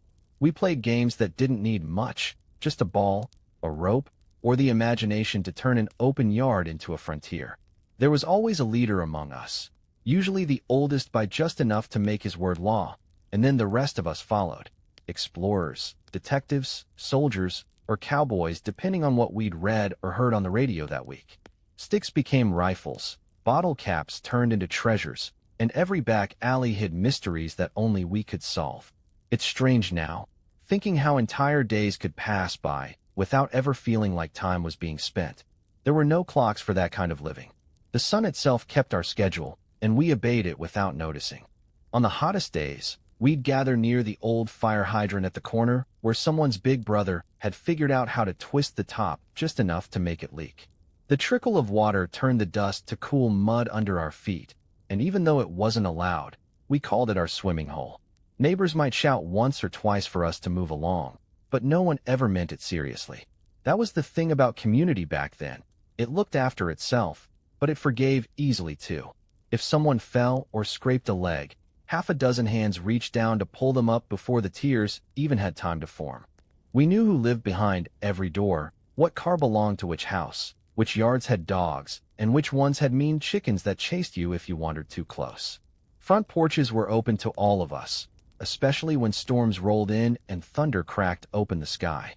We'd sit there dripping wet with rain still steaming off the streets, listening to wind rattle the shutters while someone told a wild story to pass the time. Those small storms of summer came and went quickly, and when the last rumble had faded, the air would smell sharp and clean again, making even the broken sidewalks seem fresh. When the seasons changed, so did our games. Autumn meant jumping into piles of leaves, turning somersaults down the slopes of someone's yard until you were dizzy and flecked with bits of gold and brown. Winter brought the ritual of snowmen and forts, of daring snowball fights that lasted until fingers went numb. The stillness after those games was something special. The whole neighborhood tucked inside houses where windows glowed soft against the dark, the sound of laughter replaced by the hiss of stoves and radios humming behind curtains. Even then, looking out at the empty streets, you knew that tomorrow would bring it all back again. New snow, new games, the same friends. The world felt small enough to belong to you, but big enough that it never stopped feeling like an adventure. Sometimes, in the long summers that felt like they might never end, a peddler or ice cream wagon would roll down the street, the sound of its bells setting off a wild stampede. We'd race barefoot on the pavement, coins hot from our pockets clutched in our palms, and the man behind the counter would hand us melting sundaes or sticky popsicles that stained our lips and made our fingers ache from cold. The coins clattered onto his cart as we ran off again, unbothered by anything in the world except the speed at which the treat was disappearing. It seemed impossible then that those moments wouldn't last forever, that the same faces wouldn't always gather, shouting over one another as the lights slipped away. Evenings had their own rhythm. Parents talked on porches, voices low, while we played one last round of tag in the dim orange of the streetlights. The hum of cicadas grew louder as the air cooled and the first stars appeared. You could hear radios through open windows, swing music, baseball games, soft voices telling stories over static, and they blurred together into a single sound that belonged only to our street. When it got truly dark, one by one, names started to echo, called by mothers leaning over railings, by fathers standing at the ends of walkways, tired but smiling. One by one, we'd scatter, feet slapping against the pavement, each of us sure we'd pick up right where we left off in the morning. Looking back, it wasn't just play we were living. It was innocence stitched together with dust and daylight. We learned about loyalty there, about fairness and bravery, about the unspoken rules that came of belonging to something small and shared. No one ever said it out loud, but those lessons stayed longer than we could have known. Years later, when the world grew faster and fields turned to parking lots, I'd still think of those streets, the cracked sidewalks, the smell of rain and chalk, the sound of names being called through twilight. It all still lives somewhere quiet, as steady as the heartbeat of a memory that refuses to fade, whispering that once, for a little while, the whole world fit neatly onto one small block, and it was enough. The summer fairs arrived the same way every year, quietly at first, with rumors and whispers, until one morning you'd look down the main road and see it happening before your eyes. Trucks and wagons would begin to roll in, carrying bits and pieces of a world that looked impossibly bright compared to the small rhythm of everyday life. Wooden stalls went up where empty fields had been, tents unfolded in quick bursts of color, and the first smell of popcorn and motor oil mixed together, promising something you couldn't quite name but somehow needed to be part of. For a few days each summer, that patch of grass or gravel on the edge of town turned into the beating heart of everything. Children were the first to notice, of course. We'd stand at the fences after school, watching as the gears and lights were fitted into place, as the carousel took shape one galloping horse at a time. The men who worked the fair seemed larger than life, covered in grease and sunburn, with rolled-up sleeves and easy smiles. They moved like a well-oiled machine, shouting to one another above the clatter of hammers and the thump of crates being set down. To us, they were wanderers, living from town to town, carrying magic in their pockets. We imagined what it must be like to see the world that way, to arrive, enchant, and then disappear before anyone truly knew your name. When the first night came, the sky itself seemed to lean closer. Lanterns swung from their ropes, strings of bright bulbs blinked awake, and the air came alive with sound. The whistle of rides, the chatter of crowds, the lazy drawl of a country band drifting over the noise. You heard the laughter first, loud and spontaneous, then the barkers calling folks to try their luck, their voices rising above the tangle. Step right up. Everyone wins. The smell of it all, fried dough, sugar, hot dogs, diesel from the generators, wrapped around you until you couldn't tell one from the other.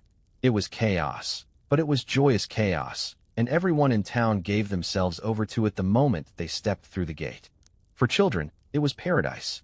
$1 could buy hours of wonder, rides that made your stomach drop, games that seemed impossible but kept you trying anyway, bright prizes that looked priceless under the carnival lights even if they were cheap trinkets. Parents stood back, half laughing, half nervous at the shrieking joy coming from the Ferris wheel. The older kids walked slower, in pairs or in groups, pretending not to notice one another's glances as they passed in the glow of the carousel. There was a sweetness to that mix of innocence and courage, the awkward beginnings of something bigger than childhood but not quite grown. By night's end, everyone was a little different, even if they didn't realize it yet. The fairgrounds had its own music, part machine, part human, part something else entirely. The carousel organ played its endless looping march, bells from the shooting gallery clanged in uneven rhythm, and somewhere off to one side, the laughter from someone winning a goldfish echoed across the crowd.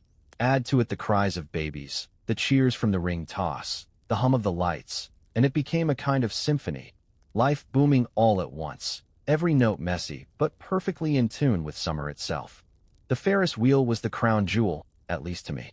You could see it from every corner of town, tall enough to brush the sky, its lights spinning in slow, measured circles. When you reached the top, for just those few seconds when the wheel paused, there was silence. The fair looked small beneath you, the tents like toys, the people tiny specks moving through a blur of color. Beyond that, the rest of town stretched still and dark, the houses and fields resting in the distance. Up there, the difference between noise and peace vanished. It was all one thing, a reminder that joy, like light, spread as far as you dared to look. Even as the fun rolled on, there were quieter corners of the fair, the fortune teller's tent, where kids leaned in wide-eyed while the woman with painted eyelids whispered about their futures, the sideshow stalls where oddities were promised but rarely delivered, the benches where old men sat trading stories over paper cones of roasted nuts. Those small scenes were the glue of the place, the gentle contrasts that made the wild laughter feel earned. As the night wore on, even the noisiest places softened, the thrill of the day giving way to the glow of worn satisfaction. By closing time, the crowd thinned, the air cooler, the music fading as switch after switch flicked off. The workers began their secret reversal of magic, tent poles lowered, snacks packed away, prizes boxed for the next stop down the road. Families started home, clutching stuffed animals and half-eaten candy apples, the dust of the fair clinging to their shoes. The last to leave were always the quiet watchers, those who lingered just to see the lights go out one by one, as if wanting to memorize the shape of joy before it vanished. There was always a single bulb that stayed on longer than the rest, glowing just enough to hold back the dark, a small promise that the fair would return again, just as bright, just as unreal. When morning came, the field was empty except for flattened grass and bits of confetti glinting in the sun. It was hard to believe it had all been real, the laughter, the lights, the smell of sugar and oil. But that was the beauty of those summer fairs. They arrived like dreams, filled every sense with life, and left you standing in daylight wondering whether you had imagined it all. And yet, when evening came again, you could still hear it faintly in memory, the echo of music, the smell of dust and sugar on your clothes, and the promise that every summer, no matter how hard the year had been, magic would always find its way back to the edge of town. Sunday afternoons had their own unhurried pace, a softness that set them apart from the rest of the week. The rush was gone, the noise muted, and the whole world seemed to agree that this was a day meant only for rest and mild conversation. You could hear it in the way cicadas buzzed lazily in the trees, in how the wind passed through the leaves without urgency, and in how the church bells folded their echoes into the still air long after service had ended. The streets were quiet but not empty. People drifted toward the park the way they always did, carrying baskets, newspapers, guitars, or sometimes nothing at all. Just that easy intention to be somewhere open and green. The park sat in the center of town like a shared backyard. It wasn't large, just enough space for a fountain, a pond surrounded by willows, and a scatter of benches that had grown smooth from years of use. The paths wound beneath old oaks that shaded everything in soft, dappled light, and in summer the air there smelled of clover and distant barbecue. By noon, the place would be alive again, not noisy, never wild, but filled with the hum of life at its gentlest. Families spread blankets on the grass, couples strolled arm in arm, and children darted through the trees, chasing one another's laughter. There was always music somewhere. Sometimes the town band played from the gazebo, brass and drums lifting slow melodies that drifted all the way to the far edge of the park. Other times it was just someone with a harmonica or guitar, their tune weaving seamlessly into the rhythm of conversation.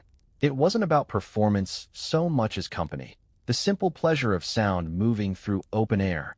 People would nod in appreciation, maybe toss a coin or two into an open case, but mostly they just listened, heads tilted back, eyes half closed against the sun. That kind of peace was its own kind of worship, a quiet gratitude for being alive.